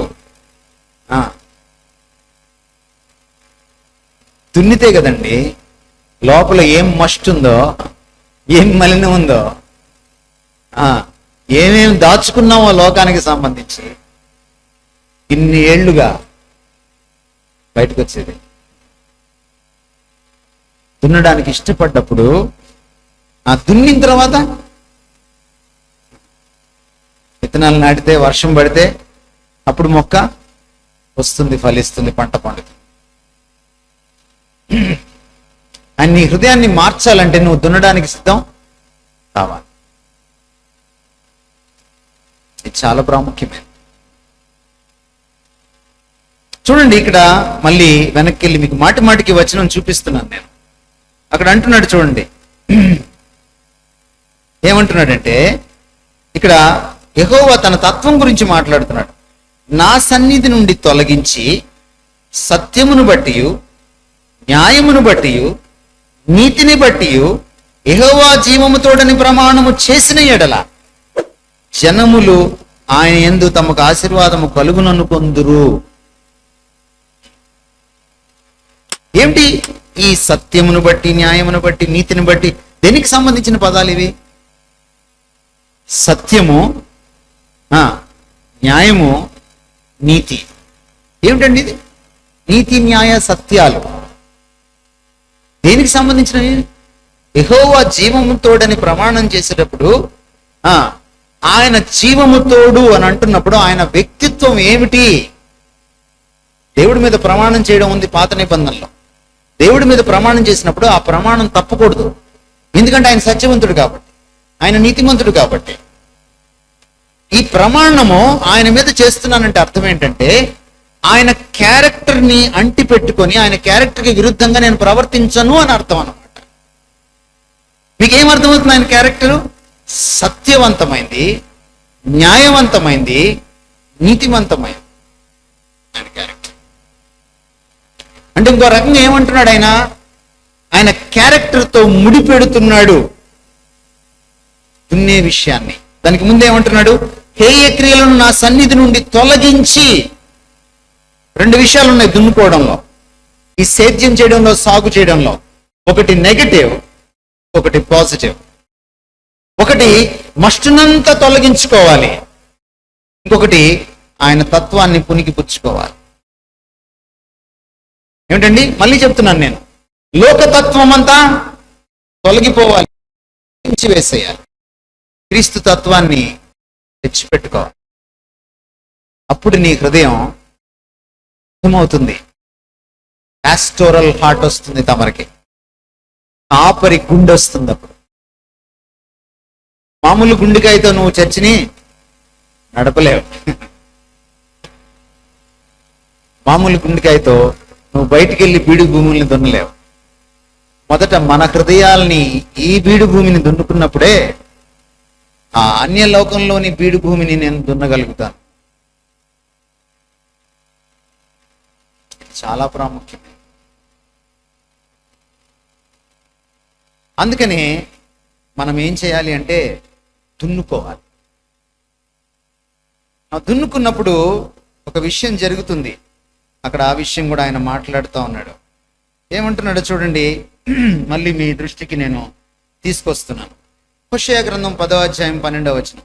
యెహోవాను వెదకుటకు ఇదే సమయము. దున్ని ఏం చేయాలండి? దేనికోసం? దున్నితే ఆయన్ని ప్రేమించగలుగుతాం. ప్రేమిస్తే ఏం చేస్తాం?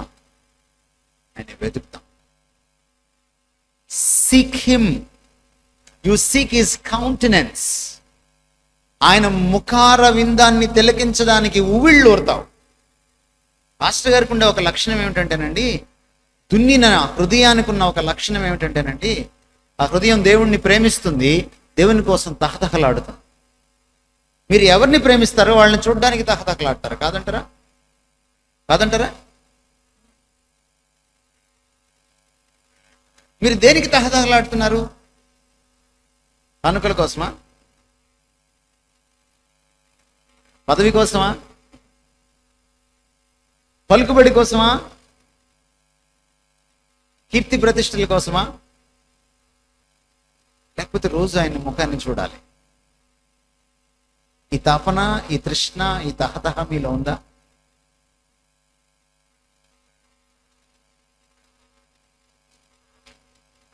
నిజంగా నీ హృదయం బీడు భూమి కాకపోతే నీలో ఇది ఉంటుంది, గుర్తు తప్పిస్తుంది.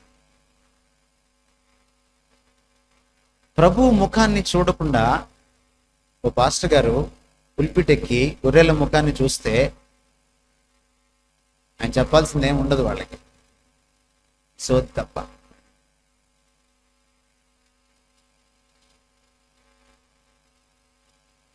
ప్రభు ముఖాన్ని చూసిన పాస్టర్ గారే ప్రజలకి ఏమైనా ఇవ్వగలుగుతాడు. మోషే కొండ దిగిన ప్రతిసారి దేవుడి దగ్గర నుంచి ప్రత్యక్షత మోసుకొచ్చాడు ఇశ్రాయేలీల పాలెంలో. గుర్తుందా మీకు? మోషే కొండ దిగిన ప్రతిసారి దేవుని ప్రత్యక్షతను మోసుకొని వచ్చాడు. ఎలా మోసుకొచ్చాడంటే చివరికి ఆయన ముఖాన్ని వీళ్ళు చూడలేనంత ప్రత్యక్షతను తీసుకొచ్చాడు. ఆ ప్రత్యక్షత వెలుగు ఈయన్ని అంటుకుంటే ఆ అంటుకున్న వెలుగును కూడా తట్టుకోలేక ముసుకేసుకోమని అడిగారు. That's a pastor.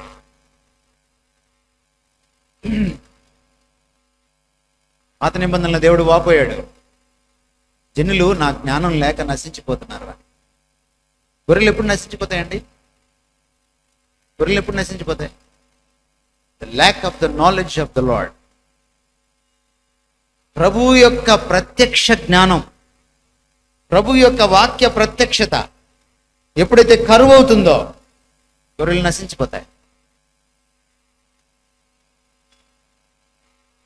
గొర్రెల్ని మేపమంటే దేంతో మేపమన్నాడు మిమ్మల్ని? రండి వాగ్దానాలు ఇస్తాం, రండి ఆశీర్వాదాలు ఇస్తాం, మీరు కృతజ్ఞత కానుకేయండి, మీకోసం ప్రార్థన చేస్తాం. నేను గల్ఫ్లో ఒక ఊరికి వెళ్ళాను 31st నైట్. నేను 31st నైట్ చెప్పాను అనమాట, నేను కిందకి దిగిన తర్వాత ఎవరు నా దగ్గరికి రావద్దు ప్రార్థనల కోసం, మీరే దేవుడి దగ్గరికి వెళ్ళి రాత్రికి ప్రార్థన చేసుకోండి, ఏకాంత ప్రార్థన చేసుకోండి అని చెప్పాను. నేను అలా దిగిపోయినా లేదో వాక్యం చెప్పి మాస్టర్ గారు వచ్చారు. ఎవ్వరు వెళ్ళిపోకండి, నేను వస్తున్నాను, మీ దగ్గరికి ప్రార్థన చేస్తాను అన్నాడు అన్నమాట. ఏమిటని ఆరాధిస్తే ప్రార్థన చేసినప్పుడల్లా ఒక కవర్ ఇస్తారు 31st నైట్. దాని దగ్గరికి రావద్దు ప్రార్థనలకి అని చెప్పాను కదా, అది పాస్టర్ గారికి పెద్ద గుబులైపోయింది. ఎందుకంటే నా ఎదురుగా 4,000 మంది కూర్చొని ఉన్నారు ఆ గల్ఫ్ ప్రాంతంలో. మరి వెళ్ళిపోతే ఎలాగా?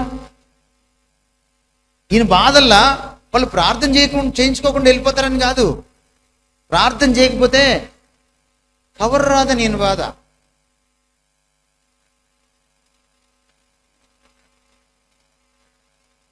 ఎంత దౌర్భాగ్యమైన పరిస్థితిలో ఉన్నాం మనం. అఫ్ కోర్స్ ఆ రోజు రాత్రి కలెక్షన్ చాలా గొప్పది, బట్ అక్కడ ఏమైనా కలెక్ట్ చేసుకున్నావా అనేది ప్రశ్న.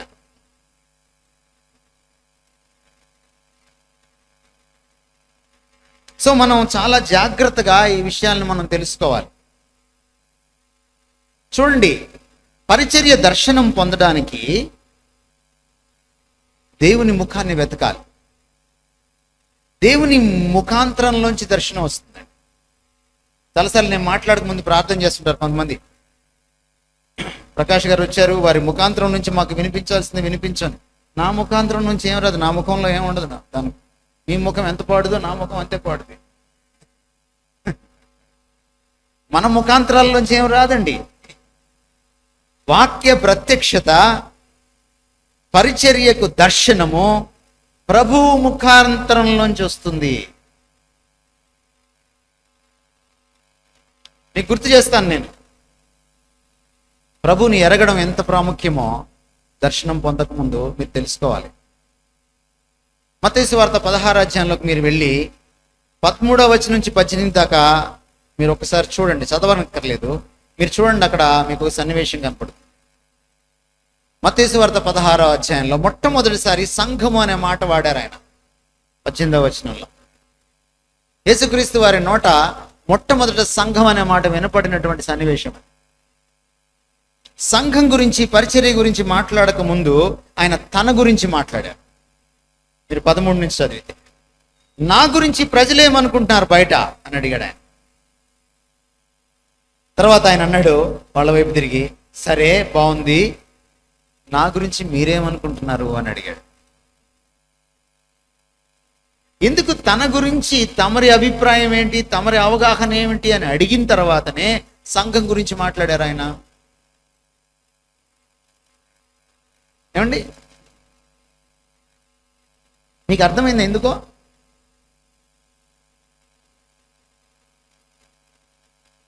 సంఘ తత్వము క్రీస్తు తత్వం మీద ఆధారపడి ఉంటుంది.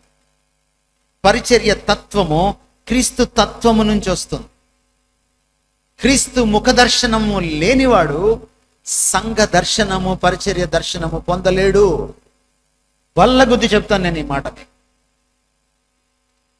ఎవరికైతే క్రీస్తు ముఖ దర్శనం లభిస్తుందో, క్రీస్తు ముఖ దర్శనం కోసం ఉవ్విళ్ళూరుతారో, తహతహలాడతారో, ఆ పాస్టర్ గారికి, ఆ పరిచారకుడికి, ఆ దైవజనుడికి మాత్రమే పరిచర్య దర్శనం దొరుకుతుంది.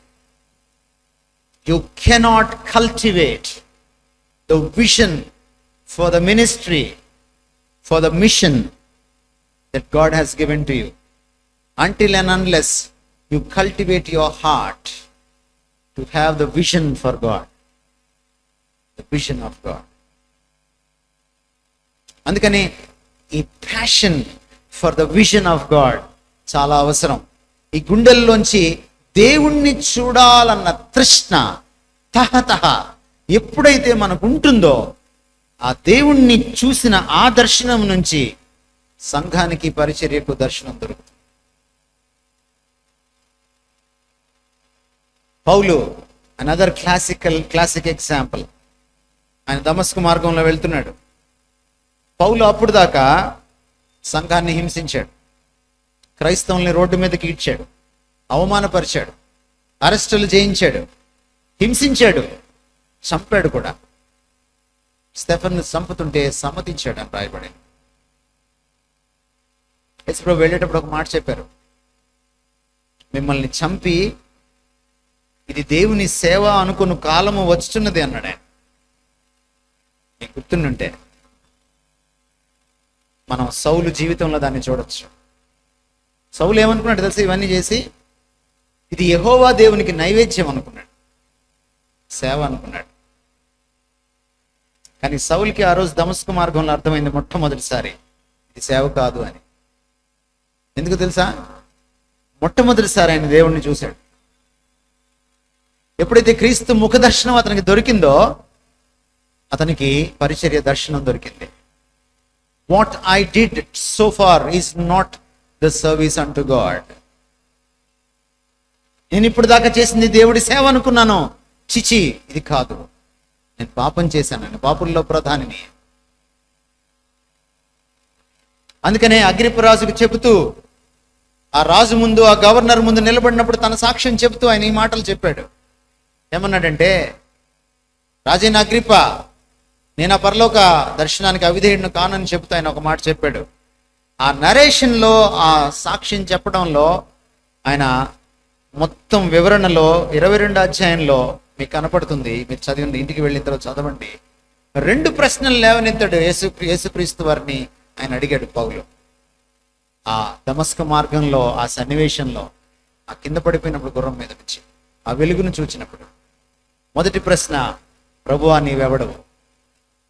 రెండవ ప్రశ్న, నేను ఏమి చెయ్యాలని నువ్వు కోరుతున్నావు? నేను ఏమి చేయగోరుచున్నావు? మొదటి ప్రశ్న ప్రభు ఎవరు అన్నదానికి సంబంధించిన ప్రభు తత్వానికి సంబంధించిన ప్రశ్న, ప్రభు ముఖ దర్శనానికి సంబంధించిన ప్రశ్న. రెండవ ప్రశ్న పరిచర్య దర్శనానికి సంబంధించిన ప్రశ్న, నేనేం చేయాలి? అప్పుడు దాకా తానిష్టం వచ్చింది చేసి ఇదే సేవ అనుకున్నవాడు ఇప్పుడు అడుగుతున్నాడు, నన్ను ఏం చేయమంటావు? ప్రియమైన సోదరుడా, సోదరి, సాయంత్రం మీకు చెప్తున్నాను, చాలా గట్టిగా, చాలా గుండె వేదంతో చెప్తున్నాను. మీ ఇష్టానుసారంగా చేసేది సేవ కాదు. మీరు అనుకున్నది అనుకున్నట్టు చేసేది సేవ కాదు. పక్క సంఘాన్ని చూసి చేసేది సేవ కాదు. పోటీతత్వంతో చేసేది సేవ కాదు. మీరు బతకడానికి, మీ సంఘంలో ఎక్కువ మంది చేరడానికి మీరు ఆకర్షణీయంగా కొన్ని పనులు చేస్తారే, అది సేవ కాదు. మీ పథకాలు, మీరు పెట్టే సభలు సేవ కాదు. ప్రభు ముఖ దర్శనాన్ని మీరు చూసినప్పుడు మీకు దొరుకుతుందే పరిచర్య దర్శనం, అందులోంచి దొరుకుతుంది మీకు మీరేం చేయాలో అన్నది. చాలా ప్రాముఖ్యమైనది. అందుకే అంటున్నాడు, యెహోవాను వెదకుటకు ఇదే సమయం, కనుక ఆయన ప్రత్యక్షమై. ఎప్పుడు? గనుక ఆయన ప్రత్యక్షమై అంటే వెతికినప్పుడే ఆయన ప్రత్యక్షమవుతాడు. ఎవరికి దొరుకుతాడు ఆయన? వెతికిన వాడికే దొరుకుతాడు. ఏ పాస్టర్ గారికి దొరుకుతాడు ఆయన? వెతికిన పాస్టర్ గారికే దొరుకుతాడు. నీకు ఈరోజు దొరకలేదా? నీకు ఆయన ముఖ దర్శనం ఈరోజు దొరకలేదా? నీకు ఈరోజు పరిచర్య లేనట్టే.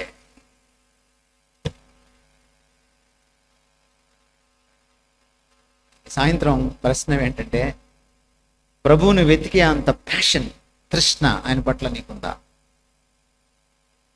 ఆయన గొర్రెల్ని సేవించే అంత ప్రేమ ఆయన పట్ల నీకుందా? నీ పరిచర్య ఏమిటో సుస్పష్టంగా నువ్వు ఎరిగే అంత స్పష్టంగా ఆయన ముఖ దర్శనం నీకు దొరుకుతుందా? నువ్వు వెతుకుతున్నావా? ఈరోజు ప్రశ్న. నీ హృదయం అన్నిటికంటే దేనికోసం ఎక్కువ కొట్టుకుంటుంది?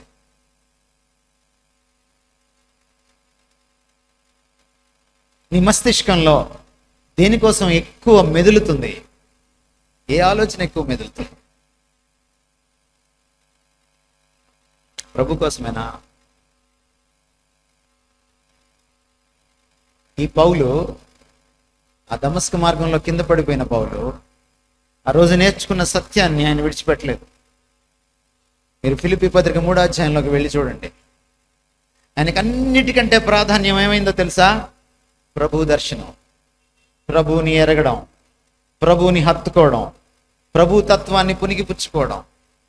ఏ విధము చేతనైనను అని చెప్తున్నాడు ఫిలిప్పీ పత్రికలో, ఏ విధము చేతనైనను నేనును ప్రభు అయిన క్రీస్తును ఆయన పునరుద్ధాన బలమును ఎరుగుటకు.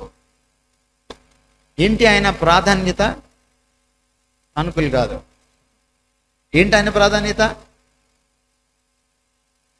చర్చి పెద్ద చేయాలి, రేకులు తీసి స్లాబ్ వేయాలి కాదు.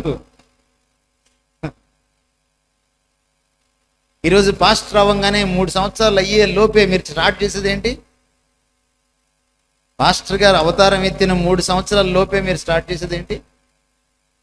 ఏమండి? పిల్లర్లు.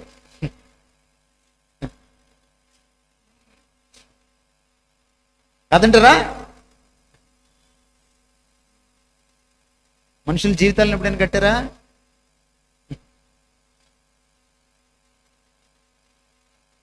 సంఘమే స్తంభం, సత్యానికి స్తంభం, దానికి ఆధారం. తిమోతి పత్రికలో చెప్పాడు పౌలు,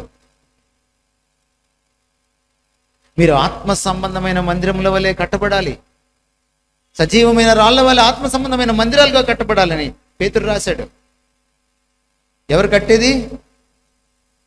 తమరు ఇన్స్ట్రుమెంట్ ఆయన చేతిలో. పౌలుకి ఏంటి టాప్ ప్రయారిటీ? ఏంటి? ఇవన్నీ కాదు ఆయనకి, ఇవన్నీ కాదు. ఆయన టాప్ ప్రయారిటీ ఏంటంటే తన ప్రభువుని ఎరగాలి, తన ప్రభువుని పట్టుకోవాలి, తన ప్రభువుని హత్తుకోవాలి. హత్తుకోకుండా ప్రభువులా మారలేడు. 6 నెలలు తిరిగితే వారు అవుతారు. ప్రభువుని పట్టుకోనివాడు, ప్రభు ముఖదర్శనం చేసుకొనివాడు ప్రభులో ఎలా మారుతాడు? ప్రభులో మారినవాడు ప్రభు గొర్రెల్ని ఎలా ప్రేమిస్తాడు? ఎలా పాస్టర్గా ఉండగలుగుతాడు? అని అంటున్నాడు. ఇంకా నాకు చాలా ఉన్నాయి.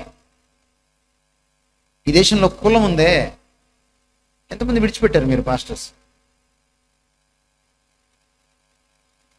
ఎంతమంది కులం మీద సర్టిఫికెట్లు ఉన్నాయి ఇంకా మీ పిల్లల్ని చదివించుకుంటున్నారు? సూటిగా అడుగుతున్నాను. ఆ సర్టిఫికెట్ చించేస్తే దేవుడు పోషిస్తాడన్న నమ్మకం మీకు లేదు.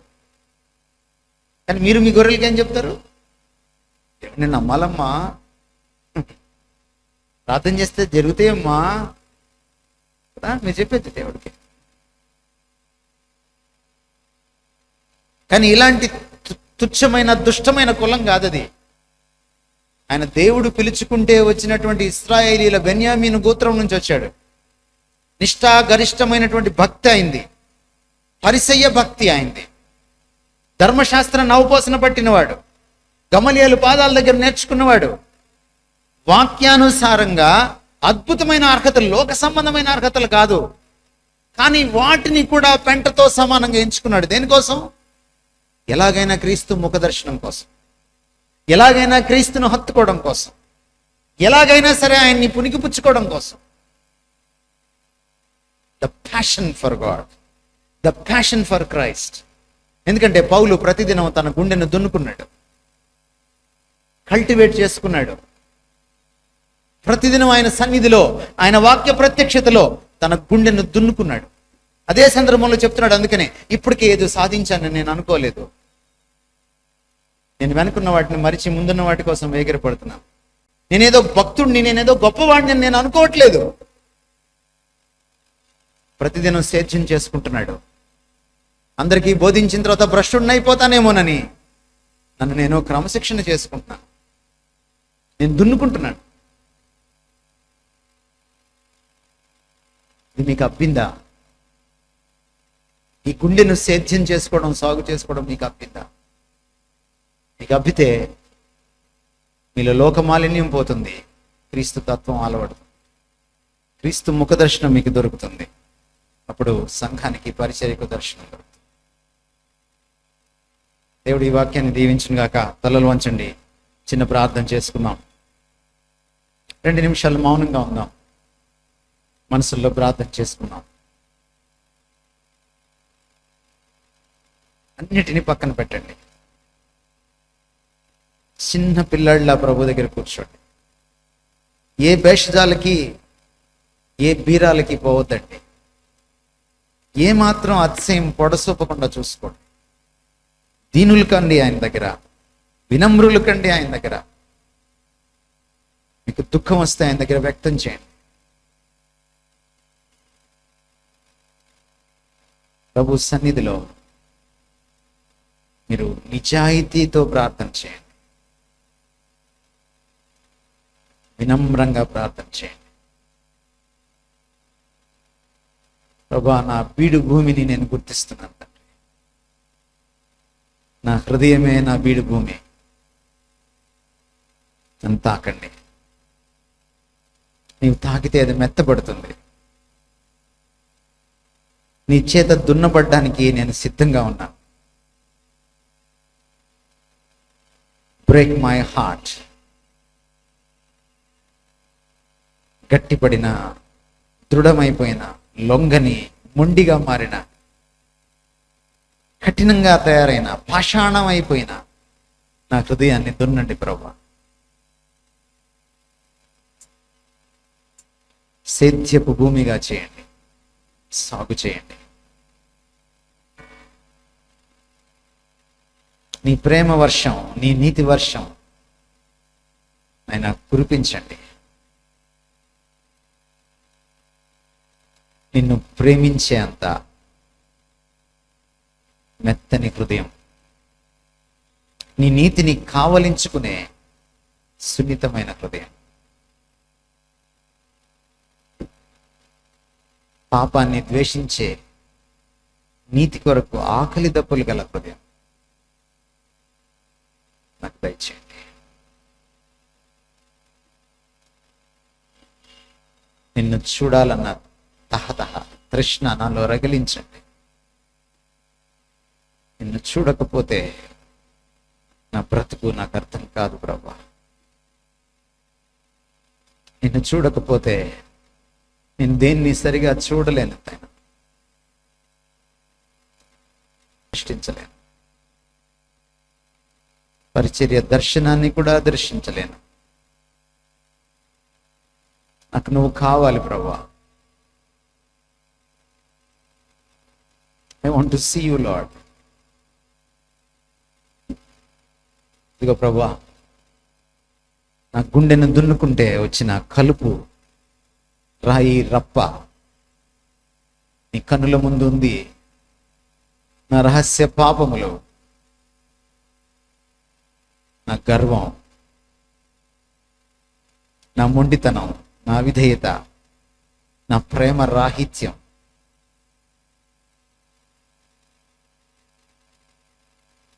ఈ భక్తి చాలే, నేను బాగానే ఉన్నాను అన్నటువంటి నింపాదితనం, నా నులివెచ్చనితనం, సగం లోకం సగం నువ్వు, నా ధన వ్యామోహం, నా కీర్తి దాహం,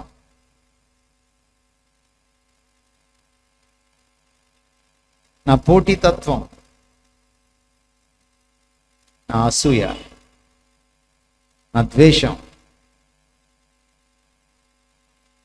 నా కలహం, నా అనైక్యత. ప్రభు, నువ్వన్నీ చూస్తున్నావు నాయనా. గుండె భూమిని దున్నండి ప్రభా. ప్రతి కలుపుని తీసివేయండి తండ్రి. క్రీస్తు తత్వాన్ని నాటండి నాయన, ఫలింపు చేయండి. నీలా నన్ను మార్చుకో ప్రభా. ప్రభా, నేను ప్రేమించలేకపోతున్నాను తండ్రి.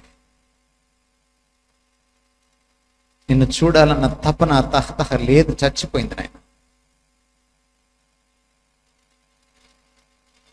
నాకు మళ్ళీ మాంసపు హృదయాన్ని, రాతి గుడ్డని తీసివేయి.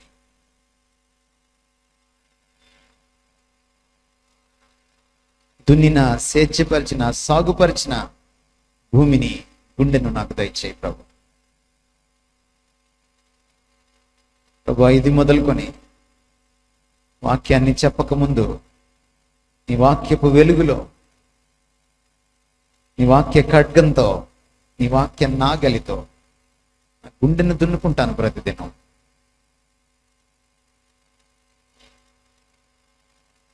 నీ పట్ల తృష్ణగన్న హృదయాన్ని, నిన్ను ప్రేమించే హృదయాన్ని, అత్యున్నతంగా నిన్ను ప్రేమించే హృదయాన్ని, అద్వితీయంగా నిన్ను ప్రేమించే హృదయాన్ని నాకు దయచేయి ప్రభు. మా ప్రేమ కలిగిన తండ్రి, నీ పాదాలకు వందనాలు నాయనా. నాతో మాట్లాడండి, మాట్లాడుతూ ఉండండి. మేము మారేంత వరకు మాట్లాడండి. నీ మాట ప్రభావం కిందకి మమ్మల్ని తెచ్చుకోండి. నీ ఆత్మ కార్యస్థితికి మమ్మల్ని అప్పగించుకుంటున్నాం. నీ వాక్య ప్రత్యక్షత యొక్క ప్రభావాన్ని మాకు తాకించండి. ప్రాణాత్మలను, మూలుగను, కీళ్లను దూరునంత మట్టుకు నీ వాక్యం దూరడానికి మాలో నీ వాక్యానికి సంబంధించిన చికిత్స చేయండి. మా హృదయ తలంపుల్ని శోధించండి. నీ వాక్యం చేత మమ్మల్ని సమూలంగా మార్చండి. మా హృదయాన్ని దున్నిన, సాగు చేయబడిన భూమిగా మార్చండి. నిన్ను వెదికే హృదయంగా, నిన్ను చూడాలని తహతహలాడే హృదయంగా, నీ ముఖ దర్శనం చేసుకోవడానికి ఉవ్విళ్ళూరే హృదయంగా, నిన్ను అన్నిటికంటే, అందరికంటే ఎక్కువగా, అత్యున్నతంగా, అద్వితీయంగా ప్రేమించే హృదయంగా హృదయాన్ని మార్చండి. Continue to speak to us, Lord. యేసుక్రీస్తు వారి ప్రశస్తమైన నామమున వేడుకుంటున్నాము తండ్రి. Thank you so much. మీ సహనానికి